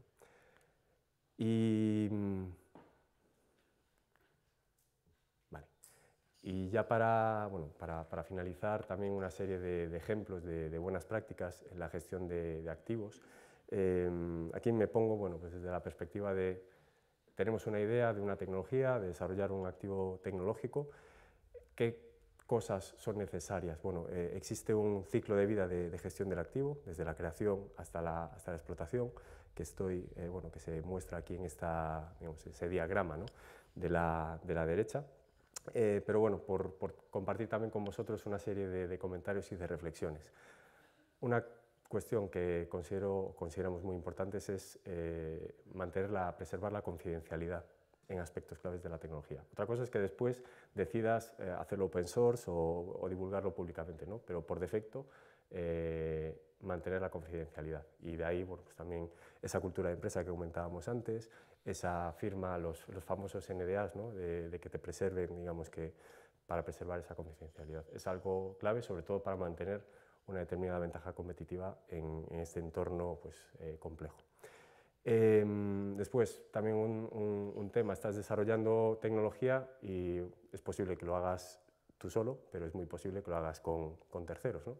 Y algo que es clave es en esos acuerdos de colaboración con terceros, pues revisar correctamente que no existan cláusulas, que no existan condiciones que impidan la explotación final del activo, ¿no? Es decir, son cosas que, a ver, caen de cajón, pero muchas veces bueno, es necesario que poner el acento ahí y decir, oye, vamos a revisar si estas condiciones están alineadas con la estrategia que yo considero necesaria para mi activo. Bien, una vez que ya has desarrollado el activo, pues es necesario evaluarlo, ¿no? Lo comentaba también antes Cristina, evaluar el activo respondiendo a preguntas sobre cuál es el mercado, a quién se lo voy a vender, cuál es el precio, cuál es el modelo de negocio, cuál es mi propuesta de valor, etc. Todas estas preguntas que son necesarias desde un punto de vista de posicionamiento estratégico en el mercado. Pero además, desde una perspectiva también de propiedad industrial, es necesario incluir esos, o algo que hacemos también en Gradiant, al igual que en Eurecat, pues es esos análisis de libertad de operación, ¿no? Esos freedom to operate que te permitan determinar que en un determinado mercado donde tú vas a explotar o intentar explotar tu producto, tu tecnología, tu activo, no tengas una patente que estés infringiendo, ¿no? Y si existe, pues intentar sortearla, llegar a acuerdos con el propietario de la patente, etc. Y también hacer ese análisis de patent landscape, es decir, analizar cuáles son las patentes en el ámbito de tu activo. ¿Por qué? Bueno, pues por un lado para estar al tanto del estado de la técnica, ¿no? Cuáles son las tecnologías que están, bueno, pues patentando empresas en el sector. También para identificar, pues, si existe una serie de características técnicas de tu producto, de tu activo, que son realmente diferenciales, ¿no? y puedas hacer el foco en esa propuesta de valor y también, bueno, pues con el objetivo de poder llegar a patentar.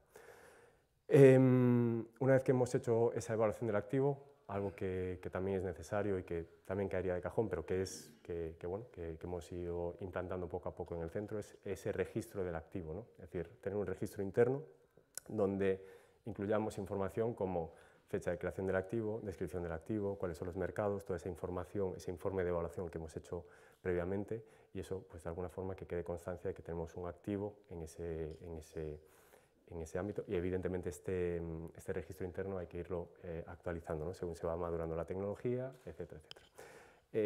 También, evidentemente, además de registrarlo, y esto no es algo que necesitamos decidir cuáles son los mecanismos de protección más adecuados. Esto que estoy poniendo aquí, como ya una vez que has evaluado el activo, no es tan así, ¿no? Es decir, es algo que va de la mano desde una fase inicial, es decir, ya debes tener una idea de cómo quieres proteger o cuáles son los mecanismos más adecuados para protección. Y ahí, bueno, pues está claro que tenemos esa vía de protección mediante patentes, pero existen otras que en Gradiant explotamos pues bastante, como es el secreto industrial. Ahora, bueno, gracias a que también existe esa ley de secretos industriales, ¿no? y necesario cumplir con, bueno, todos los requisitos de esa ley, e incluso pues la divulgación pública, ¿no? para evitar que terceros, por ejemplo, pues publiquen una patente.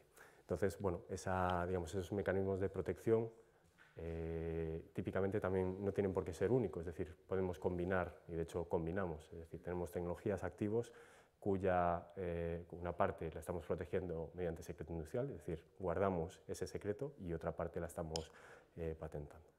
Y finalmente, pues también decidir cuáles son las vías de explotación más adecuadas, sea licenciamiento, sea venta, sea la creación de una empresa de base tecnológica, y definir, revisar bien los acuerdos de transferencia. ¿Qué quiere decir con ello? Pues que esas condiciones justas de las que hablábamos antes, o que sean acuerdos de transferencia que nos permitan evolucionar el activo, es decir, que nos sintamos confortables, ¿no? Y que podamos seguir desarrollando nuestra actividad de innovación a lo largo en el futuro.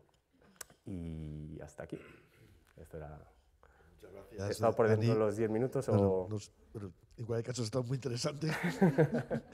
Y yo creo que a lo mejor un poquito más, pero bueno, muy buena exposición, porque además yo creo que tanto Cristina como tú sí habéis cumplido el objetivo de mostrar desde la práctica cómo se está haciendo lo que a veces planteamos desde el planteamiento únicamente teórico. Entonces, muchas gracias, Daniel.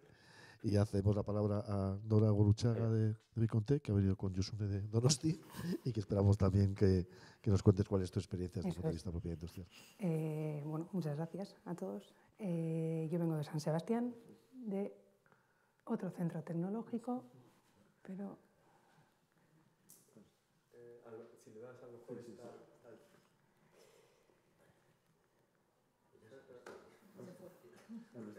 Creo que está copiado dos veces, ¿no? La debilidad. Vale. No sé. podéis ayudar? Tenemos ahí no, porque esta es la de Julia. O sea, estaban copiadas todas las... Si queréis hago yo la mía que está puesta y luego... ¿Sí? Bueno, como me digáis. No, vale, si si no... no, lo vamos a hacer así porque como tenemos la... De hecho, Raquel ya ha ido a solucionarlo, entonces cambiamos el orden instructivo. Muy bien, no, perdona, perfecto, no pasa nada. Entonces, como si tenemos la presentación de Julia, pues hacemos la de Julia, 10 minutos, y al final pues finalizamos con la de... ¿A dónde hay que apuntar? Porque ahora está la de la mía. Ah, mira, esa es la mía. La que ha salido ahí, que se ve en el reflejo. Entonces, si Raquel es capaz de solucionarlo, que Raquel está ya en el control, que además la tiene un aparato de traducción. Así que ha sido rápida, ¿eh? Lo hemos comentado. Rapidísima, ha cumplido el tiempo, he recuperado los minutos perdidos. El tiempo. No, perdona, Julia. Ya está. ¿Sí? O sea, ¿por qué el orden? Y por eso preferíamos... Vale. El caso de Nora, porque la presentación de Julia era un poco diferente, porque vamos a hablar justo de mecanismos de valoración y valorización. Entonces queríamos que la presentación de Julia fuera la cuarta. Entonces, por seguir la historia, tenía más sentido que ahora hablara Nora. O sea, recuperamos entonces, muchas gracias Nora, tus 10 minutos. Bueno, lo que decía, yo vengo de Bicomtec, que es un centro tecnológico, en este caso somos un centro tecnológico del País Vasco. ¿Vale? Nosotros hacemos investigación aplicada en tecnologías de inteligencia artificial, computer vision and interaction. Nuestra misión, compartido un poco con mis dos compañeros, es satisfacer las necesidades tecnológicas de las empresas de nuestro entorno para que sean más competitivas, ¿no? Y entonces, enfocados a ese objetivo, a esa misión, es donde desarrollamos proyectos. Somos nexo entre academia, o sea, hacemos proyectos de investigación junto con academia que luego aplicamos y buscamos transferir a las empresas del entorno para que éstas cada vez sean más competitivas. Por daros algunos datos del año pasado, iniciamos 220 proyectos de investigación aproximadamente. Éramos unas 200 personas, ahora somos ya 240. Estamos, la verdad es que en un crecimiento bastante exponencial. Estamos ubicados en San Sebastián y también en Bilbao desde el año pasado. Y el año pasado hicimos 20 registros de propiedad intelectual, solicitamos 4 patentes y hicimos 105 publicaciones en revistas indexadas. Desarrollamos software, por tanto, nuestro mecanismo habitual de protección que utilizamos para el IPR portfolio que tenemos pasa más bien por registros de propiedad intelectual o registros notariales. Tenemos también patentes, pero la mayoría de las patentes suelen ser en cotitularidad con empresas con las que hemos desarrollado esa tecnología, quienes aportan el hardware y las aplicaciones para solicitar la propiedad industrial.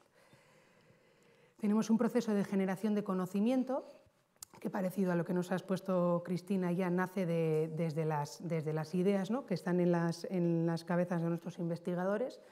Esas ideas se desarrollan en proyectos de investigación que luego buscan validaciones científicas internacionales a través de publicaciones científicas y luego lo que hacemos es analizar las posibles protecciones que les apliquen a ese conocimiento.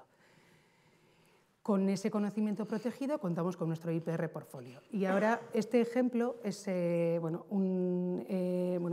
gráfico lo que busca reflejar es cómo transferimos ese IPR portfolio, ese portfolio de activos que tenemos en Bicomtec a las empresas.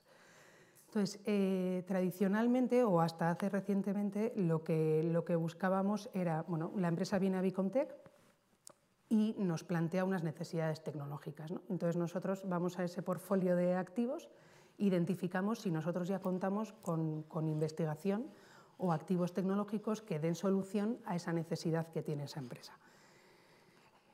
Puede haber casos, no son la mayoría, en los que tengamos el activo y la empresa no necesite ninguna adaptación de ese activo, de ese desarrollo tecnológico a sus necesidades o a su caso de uso.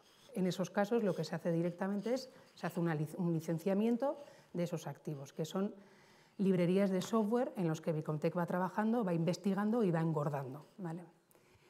En la mayoría de los casos, cuando una empresa viene a Bicomtec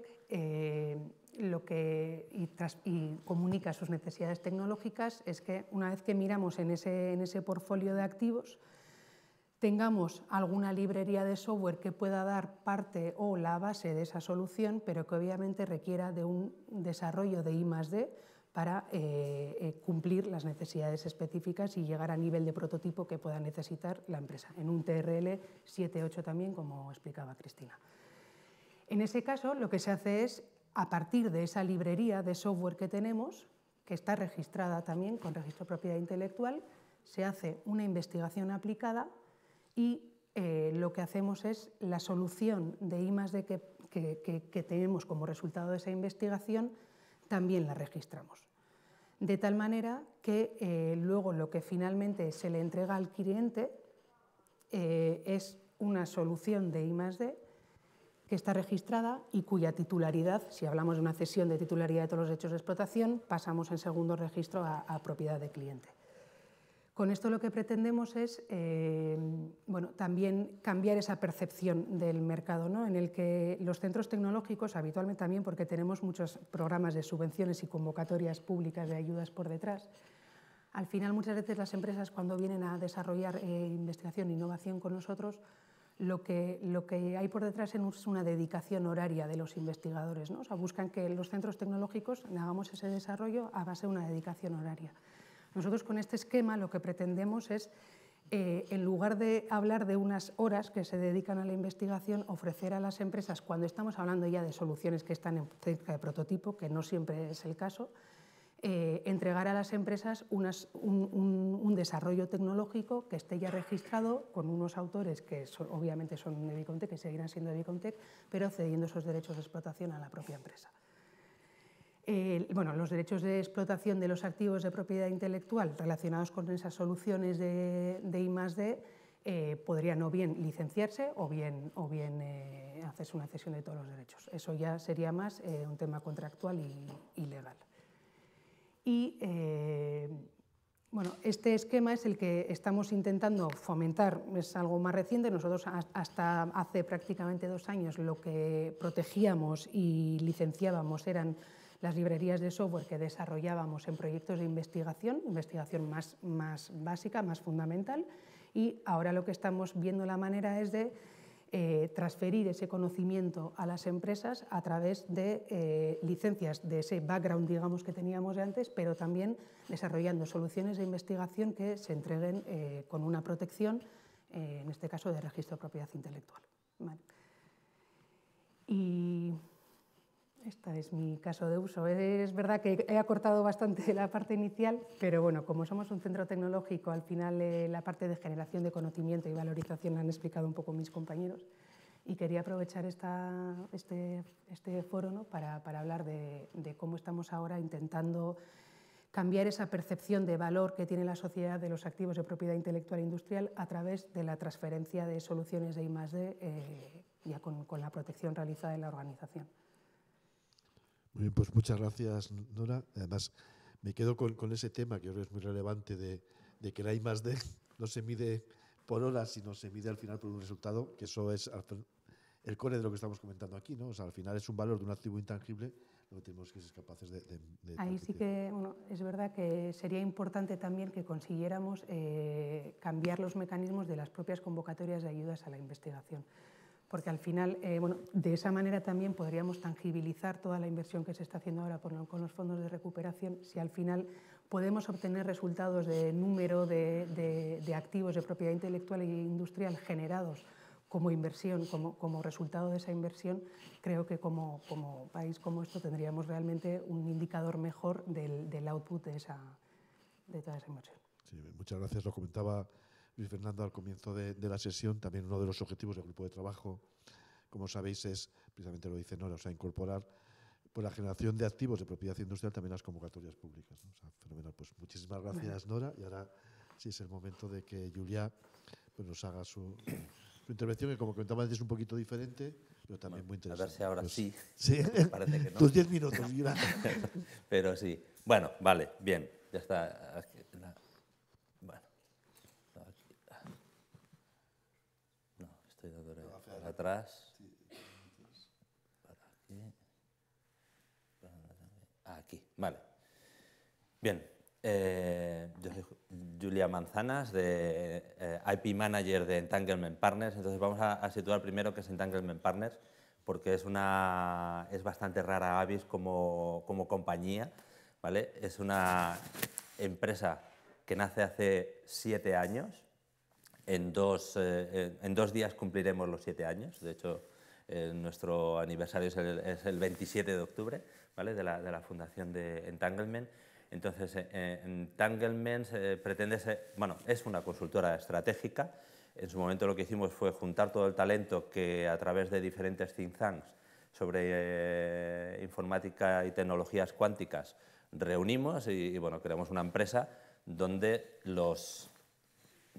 aquí en el móvil tengo también la página, no cabía todo en la presentación. Bueno, nuestro presidente es Josep María Vilá. Tenemos a José Ignacio Latorre como catedrático de cuántica,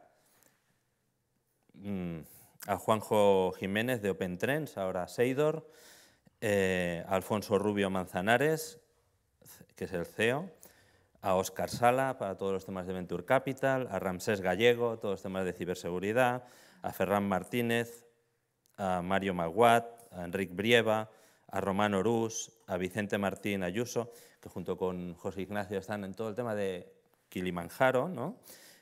A Paul Ford también está con el BSCH, Ángel García para toda esta parte también de IP, bueno, y a un montón de gente más, Román Orús de Multiverse Computing. Entonces, si nos fijamos en el board de Entanglement Partners, pues se han creado spin-offs de empresas que potencialmente pueden ser unicornios, ¿vale? En el sentido que Multiverse Computing ya tiene una valoración muy alta.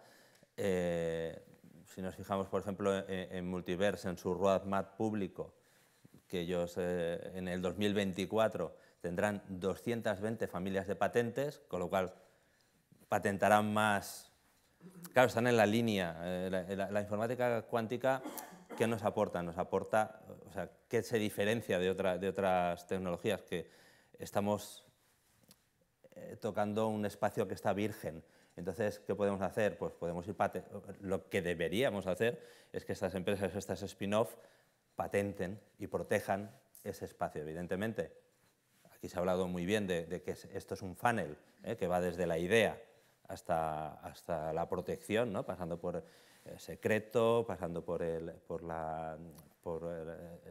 copyright, pasando por aquellas partes, digamos, que al final pueden ser esenciales para cómo funciona un computador cuántico o un chip cuántico.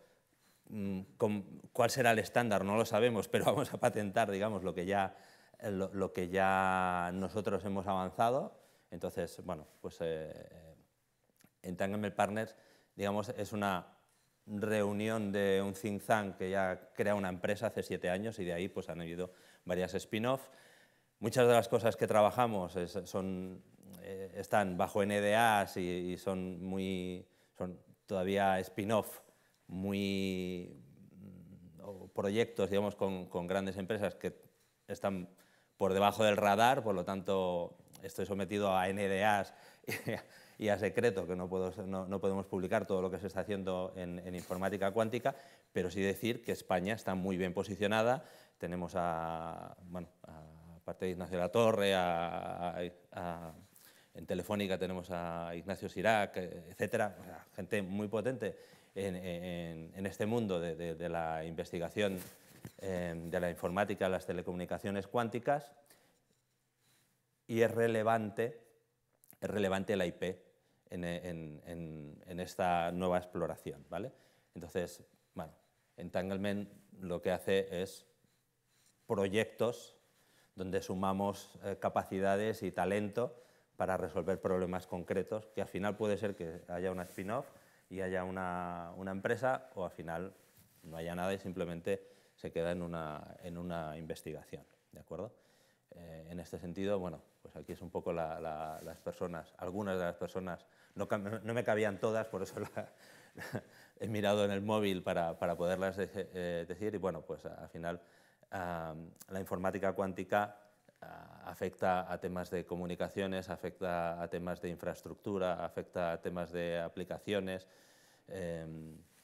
consultoría estratégica y venture building. Todo esto es lo que hacemos. Entonces, a ver, yo dentro de la estructura de Entanglement Partners soy un freelance. En este sentido, Entanglement prácticamente no tiene plantilla. Trabajamos, cada uno tiene su rol y cuando hay y yo aporto los temas de IP. ¿Qué sucede? Pues bueno, a la hora de... Hay mucho más know-how detrás, pero a la hora de presentaros algo, pues vamos a los estándares, ¿no? Existe un estándar de sistema de gestión de la propiedad intelectual, pues leámosnoslo, ¿vale? Y apliquémoslo, ¿no? Al final no estamos descubriendo la pólvora, pero sí que estamos diciendo que, bueno, al final, si hacemos el matching entre lo que habéis presentado y este estándar, prácticamente estamos hablando de implementaciones muy parecidas a esta DIN, ¿vale? Entonces, bueno, al final tenemos los requisitos de clientes externos, ¿vale? Y entra en un sistema de gestión donde tenemos la planificación del conocimiento de IP, administración de IP, generación de IP, aplicación de fe, defensa de IP, transacciones IP, ¿de acuerdo? Eso es la planificación, evaluación de desempeño, verificar, revisar, mejora, planificación de objetivos de nuevo, ¿vale? La única análisis que me permito, digamos, meter aquí al DIN es esta parte de análisis SEC, que será la última transparencia, ¿vale? Pero al final esto va a un cumplimiento de requisitos de los servicios IP y a unos resultados, ¿vale? También tenemos una DIN de valoración de las patentes. Entonces, pues lo mismo. No te resuelve cómo ni qué fórmulas debes utilizar, pero sí te dice cuáles son los factores que influencian al valor de una patente. O sea, arriba tendríamos el valor de la patente, que es el resultado final, pero tenemos aguas abajo, como lo podríamos poner, le podríamos dar la vuelta a esto y ponerlo como un diagrama de Ishikawa, ¿no? de causa-efecto, pero al final tenemos el efecto final, que es el valor de la patente, tenemos factores legales, tenemos factores técnicos, la capacidad de bloquear, esto da el valor a la patente, antes hablábamos de patentes esenciales, si yo tengo capacidad de bloquear una determinada tecnología, pues por lo tanto eso tiene valor en función del mercado que hay al final, ¿no? Aquí la patente es la herramienta y el efecto es en el mercado, ¿vale? A partir de ahí tenemos los factores económicos, ¿no? Que es la apropiación y cómo es el mercado. Es decir, yo tengo esta titularidad y además hay un mercado en el que puedo bloquear. Eso al final me crea un cash flow, o bien de royalties, o bien, si yo genero un producto, de los diferentes tipos de explotación que puedo tener de la patente. Y al final eso es lo que determina el valor. No estoy descubriendo nada, no es la fórmula de la pólvora, pero al menos la DIN te da muchas... te encamina, digamos, hacia cómo debes trabajar el valor de una patente, ¿no? Y bueno, aquí vamos a lo que en inglés las siglas serían SEC, en castellano sería BEM, ¿vale? Que por vender, expandir o matar, ¿vale? Que es simplemente un análisis, que esto es lo que la pequeña aportación, digamos, a través también a partir de un poco del esquema de la Open Innovation de Henry Schärzburg, donde, digamos, tienes las tecnologías que son core para ti, cómo las tienes protegidas tú y cómo las tienen protegidas los demás, ¿vale? Y a partir de ahí averiguas distintas regiones, ¿no? Las regiones en las cuales tienes que proteger, en las cuales tienes que atacar y en las cuales simplemente, pues, porque se han quedado fuera de tu portfolio, pues tienes que vender y olvidarte porque no afectan a tu core business, ¿no? Porque tú al final, especialmente en centros tecnológicos, es muy importante, ¿no? Porque se abren líneas de investigación y luego se cierran. Y al final te has quedado con 4 o 5 patentes que la única manera de monetizarlas sería venderlas, ¿no? Y de enajenarlas, ¿no? Mientras que las líneas que están teniendo más éxito, pues lo que tienes que hacer es expandir, ¿no? Y las líneas que realmente no te interesan para nada y además no te están aportando valor y el mercado no las va a valorar porque no son líneas obsoletas de investigación, pues las matas, ya no las renuevas, ya no las, que es lo que se hace habitualmente, ¿no? Entonces, bueno, nada, simplemente esto por explicaros 4 cosas muy estándares de cómo asesoramos a la hora de crear carteras de patentes cuando se hacen proyectos muy innovadores. Pero bueno, aquí puedo citar, que al final bueno, ya lo he dicho al principio, pero remarcar, ¿no? que una empresa que es tan innovadora como Multiverse Computing, ¿vale? Que está por cierto, la tenéis ahí en San Sebastián, ¿vale? Entonces, está con su perspectiva es crear 220 familias de patentes el año que viene. O sea, a finales del año que viene ya tendrán 220 familias de patentes. Si miramos, digamos, la intensidad en patentes del mercado TIC, pues evidentemente están muy por encima de la media.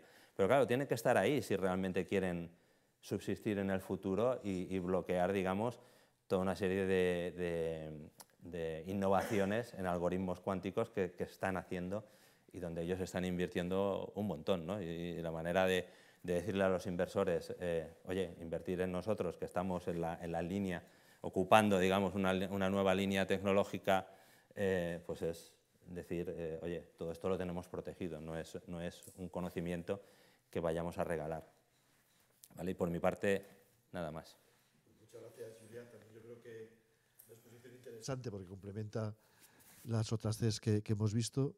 Me quedo en Multiverse, sabes que ha sido miembro del grupo de trabajo también hasta hace poco y planteamos a ver si va a volver, pero además me quedo además con ese mensaje positivo de que cuando vemos ámbitos tecnológicos en los que las empresas han metido, en general España puede tener un buen posicionamiento, como el tema de ahora mismo todo de algoritmos cuánticos, gracias a lo que estáis haciendo vosotros, pero al final tiene que haber esta estrategia de propiedad industrial detrás, ¿no? Porque si no, al final estamos a lo mejor regalando conocimiento a terceros, ¿no? O sea, todavía, yo por un mensaje positivo, hay oportunidades tecnológicas en las cuales España puede tener...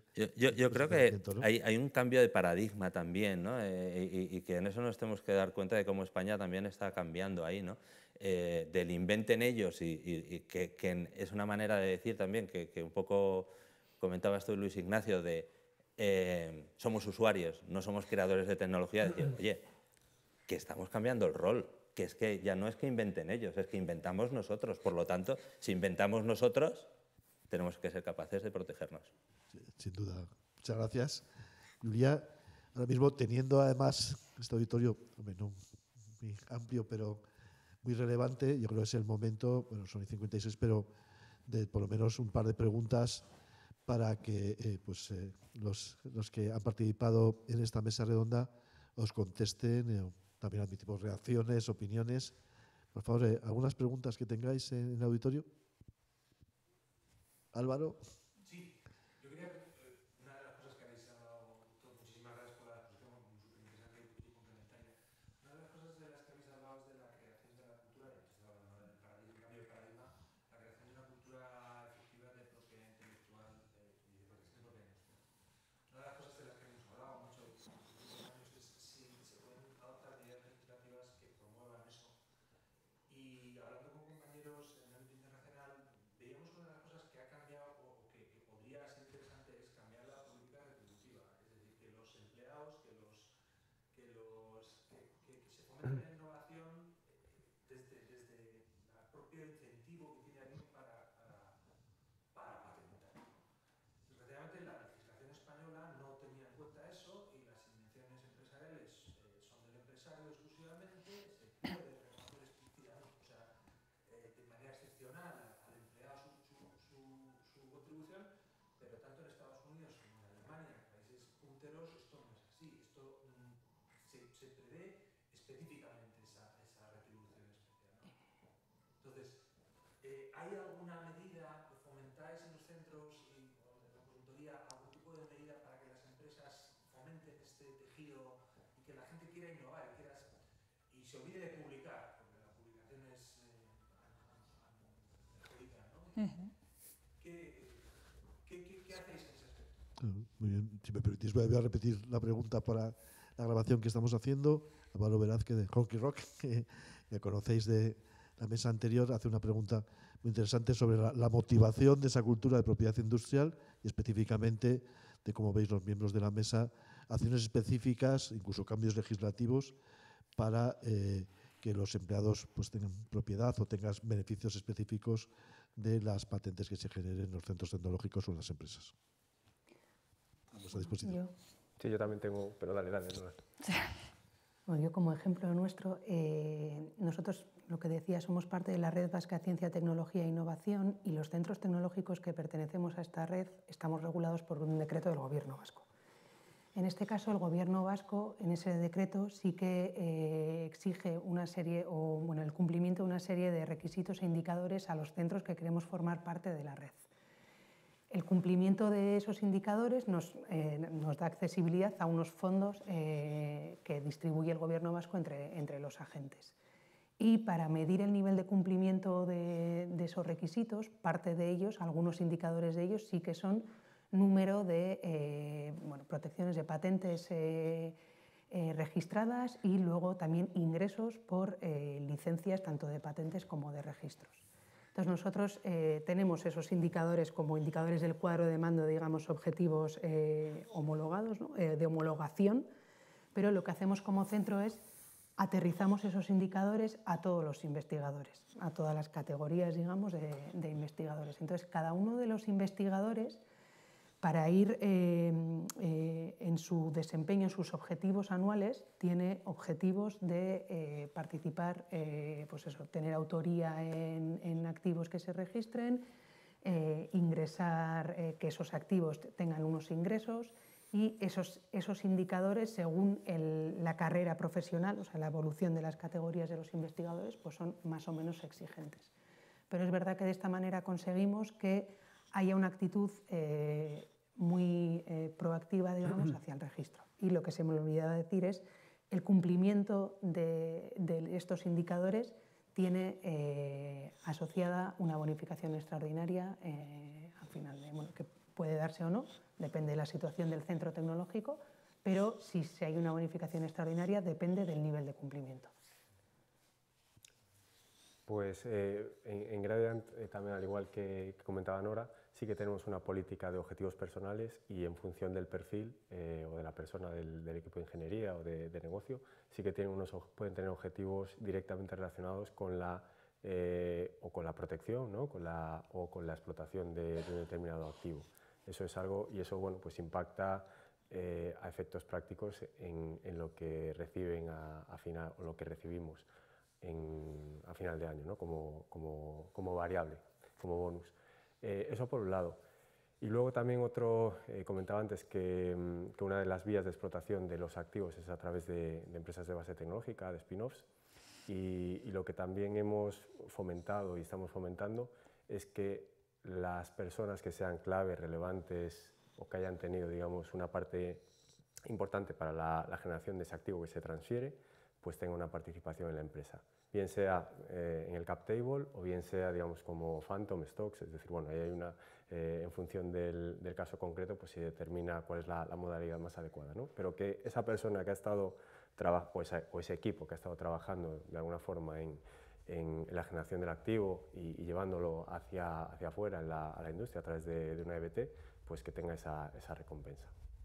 Y eso se ve en la motivación de los investigadores, porque la gente quiere, porque recibe esa condenación adicional,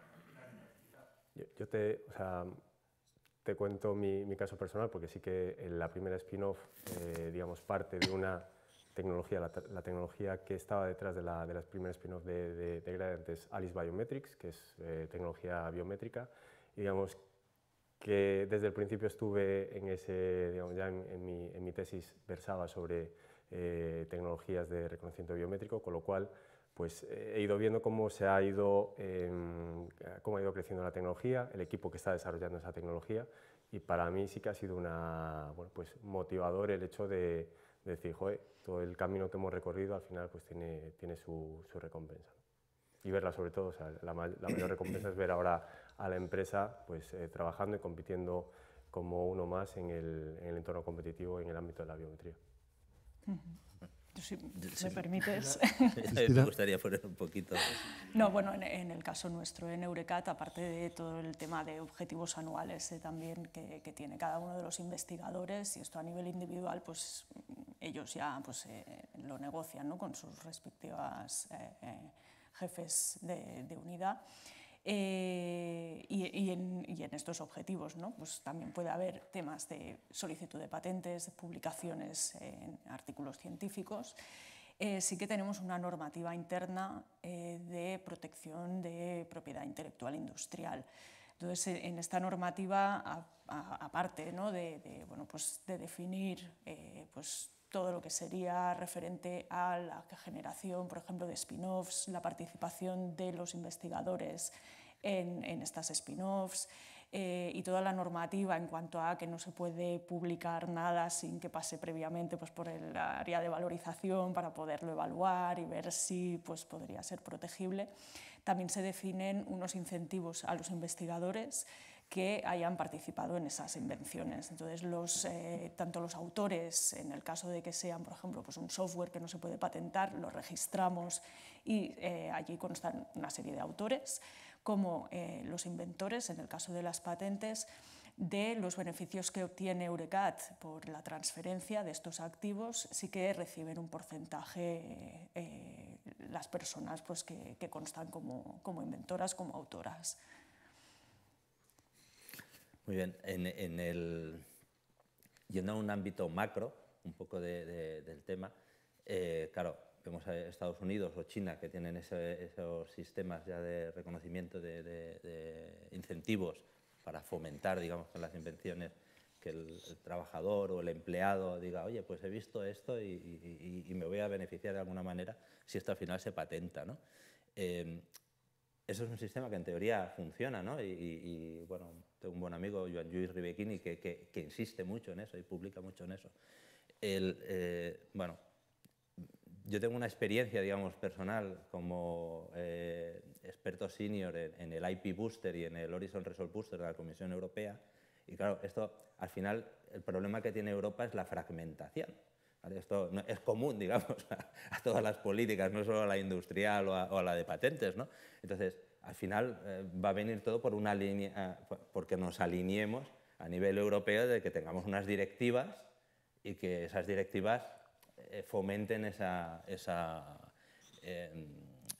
incentiven, digamos, a los inventores que participan junto con otros inventores en la generación de nuevo conocimiento, ¿vale? Por un lado está ese incentivo, pero por otro lado, trabajando, digamos, con consorcios, que al final hay los consorcios que os voy a explicar a vosotros, ¿no? que participan 10, 15 diferentes entidades europeas, que además se fomenta que haya hay un problema al final de impacto o sea, si no hay explotación, no hay impacto, ¿vale? Y si hay mucha gente que participa de una patente, al final todo el mundo quiere su parte, es una copropiedad de la patente. Y la copropiedad de un activo en general y ya a nivel económico siempre dificulta la explotación económica de ese activo. Es decir, está muy bien que haya una incentivación, pero por otro lado, ojo, porque la explotación, la titularidad de algo, para que realmente se explote, lo ideal, que no digo que sea lo perfecto, pero lo ideal sería la asignación a una única entidad o a alguien que tenga la voluntad de explotar aquel activo de propiedad intelectual.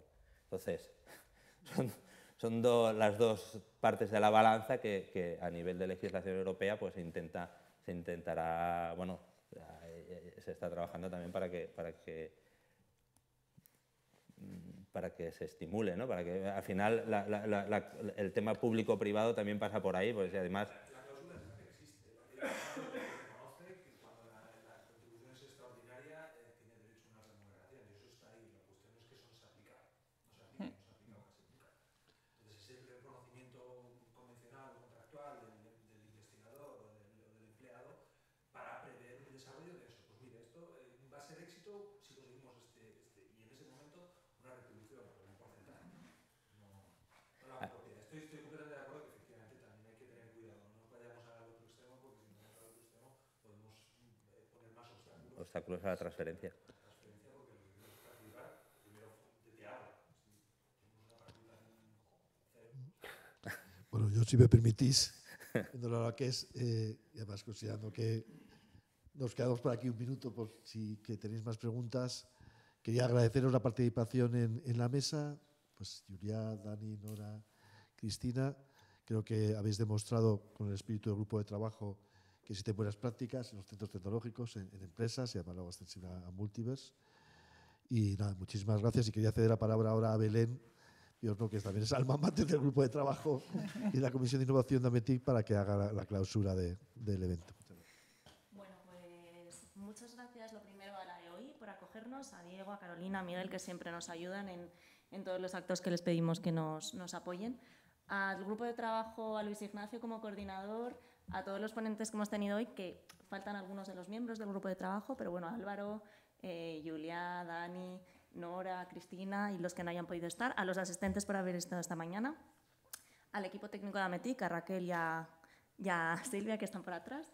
Y luego comentaros que, bueno, que si queréis conocer más sobre AMETIC, podéis escribirnos un correo a innovacion@ametic.es, porque organizamos esta y otras muchas sesiones.